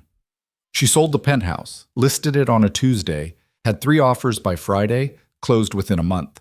Mark didn't ask how much she got for it. Didn't want to know. Instead of buying something new immediately, she moved into a furnished rental. Nothing fancy. 2 bedrooms, normal building, actual neighbors who weren't celebrities or hedge fund managers. It was temporary while she figured out what came next. I want to find a place near you and Mia, she said, so we're close. So I can be part of your daily life, not just the Tuesday and Friday version. They were at the cafe when she said it. Their booth. Their terrible coffee. Mia was coloring at the end of the table. You don't have to do that, Mark said. I want to. What if things don't work out? Then I'll have an apartment near people I care about, worst case scenario. Mark looked at her. She'd changed in the past month, dressed more casually now, jeans and sweaters instead of designer suits. Less makeup. Hair down more often than up. She looked younger, lighter. You seem different, he said. Different good or different bad? Different good. Less, I don't know. Less like you're holding yourself together with duct tape and sheer force of will. Adriana laughed. That's exactly what I was doing. For years. It's exhausting. So what are you doing now? Figuring out who I am when I'm not a CEO. It's harder than I thought. How so? She stirred her coffee, thinking. I've been Adriana Vale, businesswoman, for so long I forgot there might be other versions. Adriana who sleeps past 6 a.m. Adriana who reads for pleasure instead of profit. Adriana who... She glanced at Mia. Adriana who might want to be someone's mom someday. Mark's heart stuttered. Adriana, I know it's too soon to talk about that. I'm not asking for anything. I'm just thinking out loud. Mia already thinks of you that way. You know that, right? I hoped, but I didn't want to assume. She calls you her almost mom to her friends. Her teacher told me last week. Adriana's eyes went bright. Really? Really? And that doesn't freak you out? Terrifies me. But in a good way, I think. They sat in comfortable silence. Barb refilled their coffee without comment. She'd been weird after the news broke, standoffish, like she didn't know how to act around them anymore. But lately she'd softened, started treating them normally again. You know what's funny, Adriana said. I used to come to places like this and feel superior, like I'd moved beyond cheap diners and bad coffee, like I'd evolved past needing simple things. And now? Now I realize I had it backward. This, she gestured around the cafe, this is what matters. Not boardrooms or penthouses, just people existing together, sharing space, being human. You're getting philosophical on me. Sorry, happens when I'm not working 16-hour days. Don't apologize, I like it. Mia looked up from her coloring. Are you guys going to get married? Mark choked on his coffee. Adriana turned bright red. Mia, what? I'm just asking. That's not... We haven't... Tyler's mom said you probably would. She said Adriana's rich, so you'd be stupid not to marry her. Mark's jaw clenched. Tyler's mom needs to mind her own business. So you're not getting married. We're not talking about this right now. But eventually. Mia, eventually maybe, Adriana interrupted quietly. They both looked at her. I mean, if Mark wanted to, someday. There's no rush, but yeah. Eventually, maybe, Mia beamed. Good. Because I want you to be my real mom, not just my almost mom. Mark opened his mouth, closed it, had no idea what to say. Adriana was crying, happy tears streaming down her face while she smiled at Mia. I would be honored to be your real mom, she said, if your dad's okay with it, and if we do things the right way, slow and careful. Slow is boring, Mia declared. Slow is smart, Mark corrected, and we're doing this smart. Fine, but not too slow, okay? No promises. But as he watched Adriana wipe her eyes and Mia go back to coloring, satisfied with the answer, Mark thought maybe slow wasn't the worst thing. Maybe they had time. Maybe they could build this right. 2 months after the press conference, Adriana found a house. Not an apartment. A house. 3 bedrooms, small yard, 20 minutes from Mark's place. The kind of house families lived in, the kind with a front porch and a driveway and neighbors who borrowed sugar. She took Mark and Mia to see it on a Sunday. It needs work, she warned as they pulled up. The inspector found issues with the roof and the kitchens from 1987, but it has good bones. The house was modest. Nothing like the penthouse. Nothing like what Mark imagined a billionaire would buy. It was perfect. They walked through together. Mia claimed the smallest bedroom immediately, declaring it her room, even though Adriana explained she didn't live there. This was Adriana's house. But I could stay over sometimes, right? Of course. Then it's my room when I'm here. Hard to argue with that logic. Mark found Adriana in the kitchen, staring at outdated appliances with a thoughtful expression. "This is really what you want?" he asked. "Yes."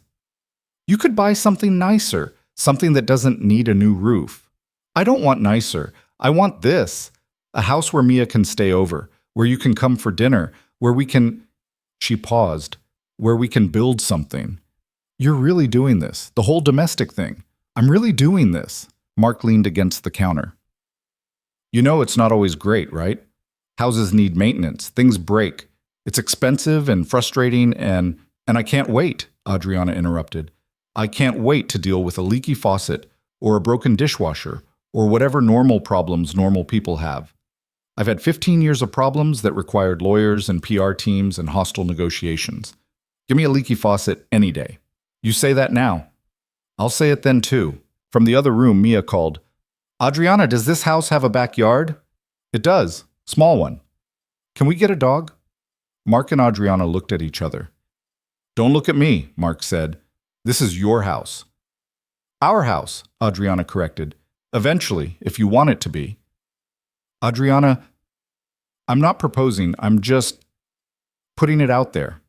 That this could be a place for all of us, someday, when you're ready." Mark's throat went tight. "You want us to move in with you. Not now. Not yet. But maybe. In a year or two. If things keep going well. If Mia's comfortable. If you—" She looked at him. "If you can see a future where we're a family. An actual family. A family." The word echoed in his head. He'd had a family once. Him and Sarah and baby Mia. It had fallen apart, shattered so completely he'd thought he'd never risk it again. But here was Adriana, offering him another chance. Offering Mia a mother. Offering them both stability and love and a house with a backyard where they could get a dog. "I can see it," he said quietly. "I'm scared of it. But I can see it." Adriana smiled. "Scared is okay. I'm scared too." "Of what?" "Of messing this up, of not being a good enough mom to Mia, of you waking up one day and realizing you settled." "Settled? For a billionaire? CEO? For someone who doesn't know how to cook or do laundry or any of the normal things you're supposed to know." "I'll teach you. I'm a terrible student, then we'll eat a lot of takeout." She laughed, kissed him. Right there in the outdated kitchen that would be hers in a few weeks. Mia appeared in the doorway. "Are you guys being gross?" "Little bit," Mark admitted. "Can we still get a dog?" "We'll think about it," Adriana said. "That means yes, right?" "That means we'll think about it." Mia ran off, already planning what kind of dog she wanted. Mark pulled Adriana closer. "You know she's going to hold you to that, right?" "I know, and honestly, I kind of want a dog too." "You've never had a dog." "Exactly. I've never had a lot of things. A house, a family, a life outside work. I'm collecting experiences now." "Is that what we are? An experience?" "You're everything," she said simply. "You and Mia. You're everything I didn't know I needed." The next few months passed in a blur of normalcy that felt extraordinary precisely because it was normal. Adriana closed on the house, hired contractors to fix the roof and update the kitchen, let Mia pick paint colors for her room, bought furniture that looked comfortable instead of expensive. She learned to cook. Sort of. Her first attempt at spaghetti resulted in a fire alarm and a ruined pot. Her second attempt was edible. By the fifth, she'd figured out the basics. Mark helped with repairs around the house, fixed the leaky faucet she'd joked about, installed new light fixtures, taught her how to use a drill, which resulted in several holes in walls that weren't supposed to have holes. They laughed about it.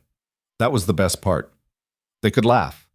Mia stayed over most weekends, had her own toothbrush in Adriana's bathroom, her own drawer in the dresser, started calling it our house instead of Adriana's house. Mark didn't correct her. He stayed over too sometimes. Started keeping a change of clothes in Adriana's closet. Woke up some mornings in a bed that wasn't his, next to a woman who loved him and felt something close to peace. The press lost interest. A few tabloids ran occasional updates. Where are they now pieces that painted them as a fairy tale. But mostly they were left alone. Just another couple trying to make it work. Mark's life changed in small ways. Adriana insisted on paying off his debts, which he fought against until she pointed out that his pride was costing him hundreds in interest every month. She hired him to do maintenance on her rental properties, which gave him steadier income and benefits. Not charity. Work. Fair pay for fair work. It helped. He could breathe easier. Could afford decent clothes for Mia. Could fix the check engine light that had been on for 2 years. But the biggest change was internal. He stopped waiting for everything to fall apart. Stopped bracing for Adriana to leave or realize her mistake. Started believing this might actually last. They went to therapy. Couples counseling, because Adriana insisted that if they were going to do this right, they needed help navigating the complexities. The therapist asked hard questions about Sarah, about trust, about the power dynamics inherent in their relationship, about what happened when love wasn't enough. Love is never enough, the therapist said during one session. Love is the foundation, but you need communication, respect, shared values, willingness to grow. You need to choose each other every day, not just once. I choose them, Adriana said. Every day. Easy choice. And you? The therapist looked at Mark. I'm choosing, he said. Some days it's harder than others, but I'm choosing. Why is it hard? Because I'm still afraid that this is temporary, that I'm not enough. Enough for what? For her. For this life. Adriana reached for his hand. You're enough. You've always been enough. You say that now? I'll say it always. The therapist watched them. Mark, what would it take for you to believe that? He thought about it, really thought. Time, he said finally. Just time. Proof that we can make it through hard things together. Fair enough, the therapist said. So let's work on building that trust. They did. Week by week, session by session. It wasn't smooth. There were arguments about money, about parenting styles, about Adriana's tendency to solve problems by throwing resources at them. Not everything can be fixed with money, Mark said during one fight. I know that, but why struggle when I can help? Because struggle is part of life. You can't just bulldoze through everything. I'm not trying to bulldoze. I'm trying to make things easier. Easier isn't always better.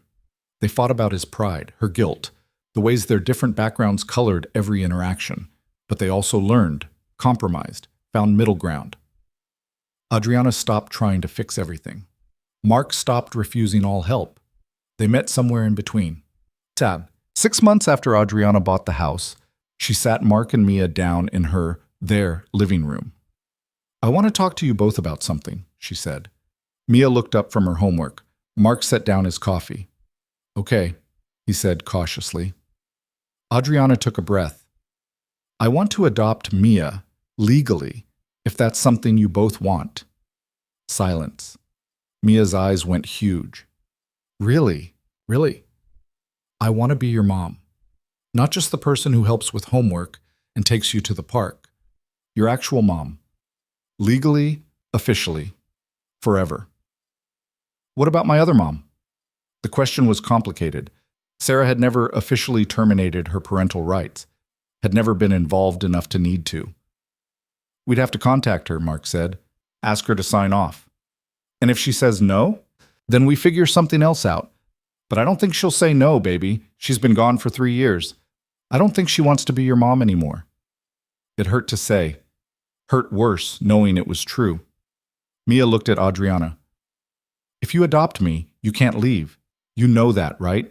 Moms aren't allowed to leave. Adriana's voice cracked. I'm not going anywhere. I promise. Promises can break. Not this one. Mia studied her face. Whatever she saw, there must have been enough because she launched herself at Adriana. wrapping her arms around her neck. Okay? Yes. I want you to be my mom. Adriana held her tight, crying into Mia's hair. Mark watched them, his chest so full it hurt. What do you think? Adriana asked, looking at him over Mia's head. I think... His voice broke. I think it's the best idea you've ever had. They contacted Sarah through her last known address. Got a response 2 weeks later.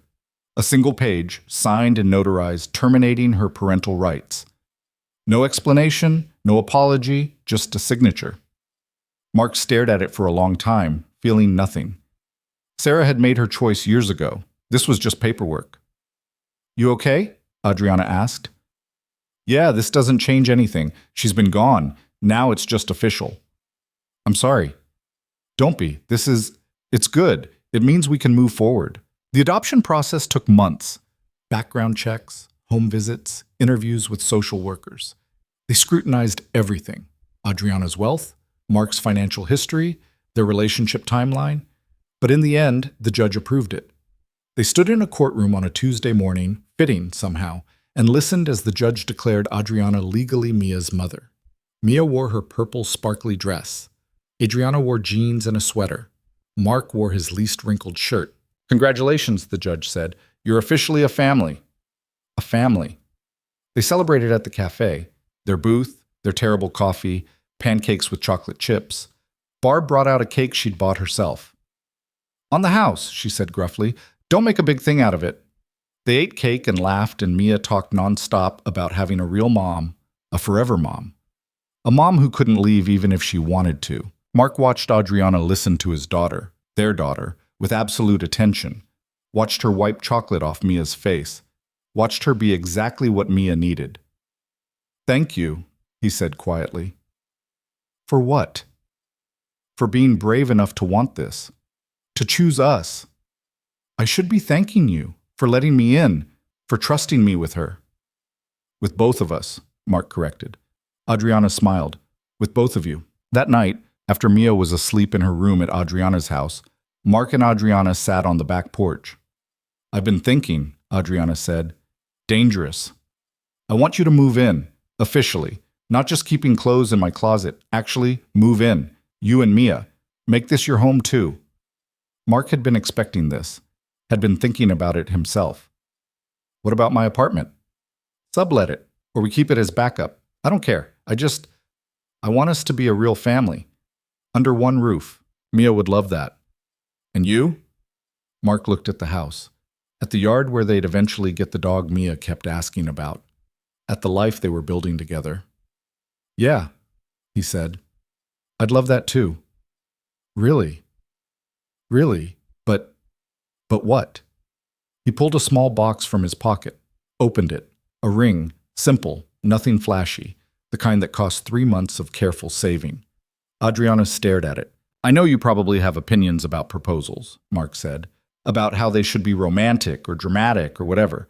And I know this isn't much, but I needed to ask properly. Not because of money or houses or any of that, just because I love you, and I want to spend the rest of my life proving it. Adriana was crying. Mark, will you marry me? Yes. Yes. Obviously, yes. He slid the ring onto her finger. It fit perfectly. She kissed him, long and deep and full of promise. I was going to propose to you, she admitted when they pulled apart. What? I had a ring picked out. Bought it 2 weeks ago. Was planning this whole thing. You were? I was. But I like this better. You asking. It feels right. What were you going to say when you proposed? Probably something stupid about quarterly projections and long-term investments. Mark laughed. That would have been terrible. I know. That's why you going first worked out better. They sat together, her hand in his, the ring catching the porch light. We're really doing this, she said. Getting married. Being a family.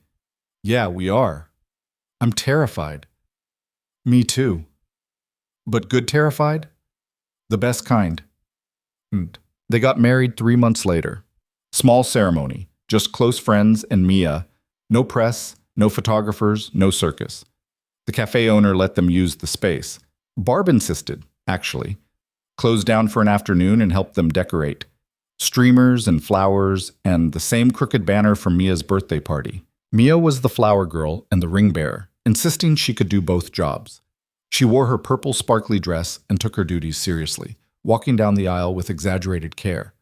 Mark stood at the front and watched Adriana walk toward him.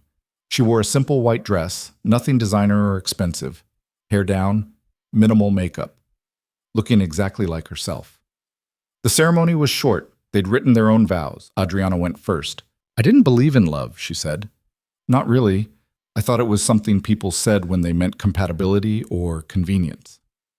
But then I met you and Mia, and you showed me that love is actually pretty simple. It's showing up. It's choosing someone every day. It's pancakes on Tuesday and homework help and staying even when things get hard. I choose you, both of you, today and every day after." Mark's turn.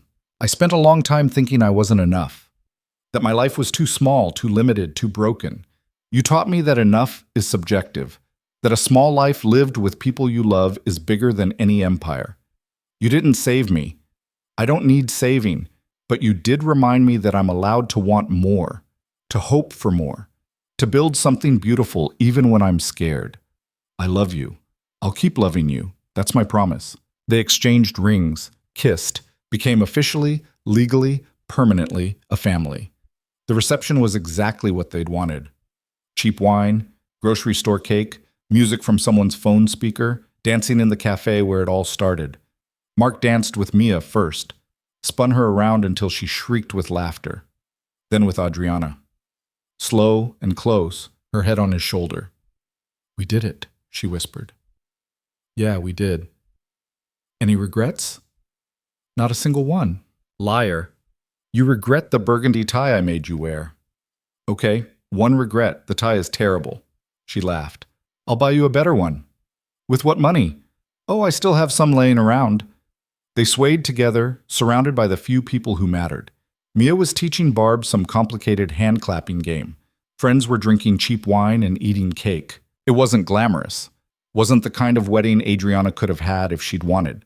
No ice sculptures or string quartets or venues that cost more than cars. But it was theirs, real and messy and perfect. A year later, Mark stood in the backyard of their house, watching Mia play with the dog they'd finally gotten. A mutt from the shelter, all enthusiasm and zero training. Adriana came up behind him, wrapping her arms around his waist. "Happy?" she asked. "Yeah, you?" Deliriously. The dog knocked Mia over. She laughed and wrestled with him in the grass. "You know what I was thinking about?" Adriana said. "What?" "That day at the cafe. When Mia asked if I was okay. If she hadn't done that, if you hadn't let her, none of this would have happened." "Scared to think about it." "Me too." She paused. "I was planning to quit. Did I ever tell you that?" "Quit what?" "Everything. That day, the day I got stood up, I was planning to resign. Walk away from the company, from the city, from all of it. I couldn't see a future that didn't feel empty. And then a 6-year-old asked if I was okay, and I realized maybe the future I wanted wasn't the one I'd been building. Maybe it was something else entirely." Mark turned to face her. "Do you ever miss it? The company, the power, all that?" "Honestly? No, I thought I would, but I don't. I miss the challenge sometimes, the satisfaction of closing a deal, but not enough to go back." "What do you do all day now, besides domestic stuff?" "I'm consulting, helping small businesses get off the ground, pro bono mostly. I don't know, it feels meaningful, like I'm actually helping people instead of just making money." "That's good." "It's weird, but good weird." She kissed him. "What about you? Any regrets about marrying a reformed workaholic billionaire?" "Just the one about the burgundy tie." "I bought you a new one." "I know, it's hideous too." "You love it." "I really don't." She laughed. Mia called them over to watch the dog do a trick he absolutely hadn't learned yet. They walked across the yard together, hand in hand, a family.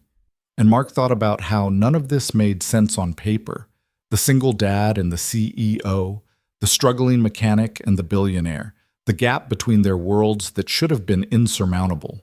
But love didn't care about gaps. It built bridges instead. And maybe that was the point. Maybe the best things in life were the ones that didn't make sense until you were living them. The moments of grace that appeared when you were brave enough to show up, to be seen, to let someone else in. Mia ran over and grabbed both their hands. Come play with us. They let themselves be pulled into the chaos, the dog, the grass, the laughter, the ordinary, extraordinary life they'd built together. One choice at a time, one day at a time, one pancake breakfast at a time. And it was enough. More than enough. It was everything.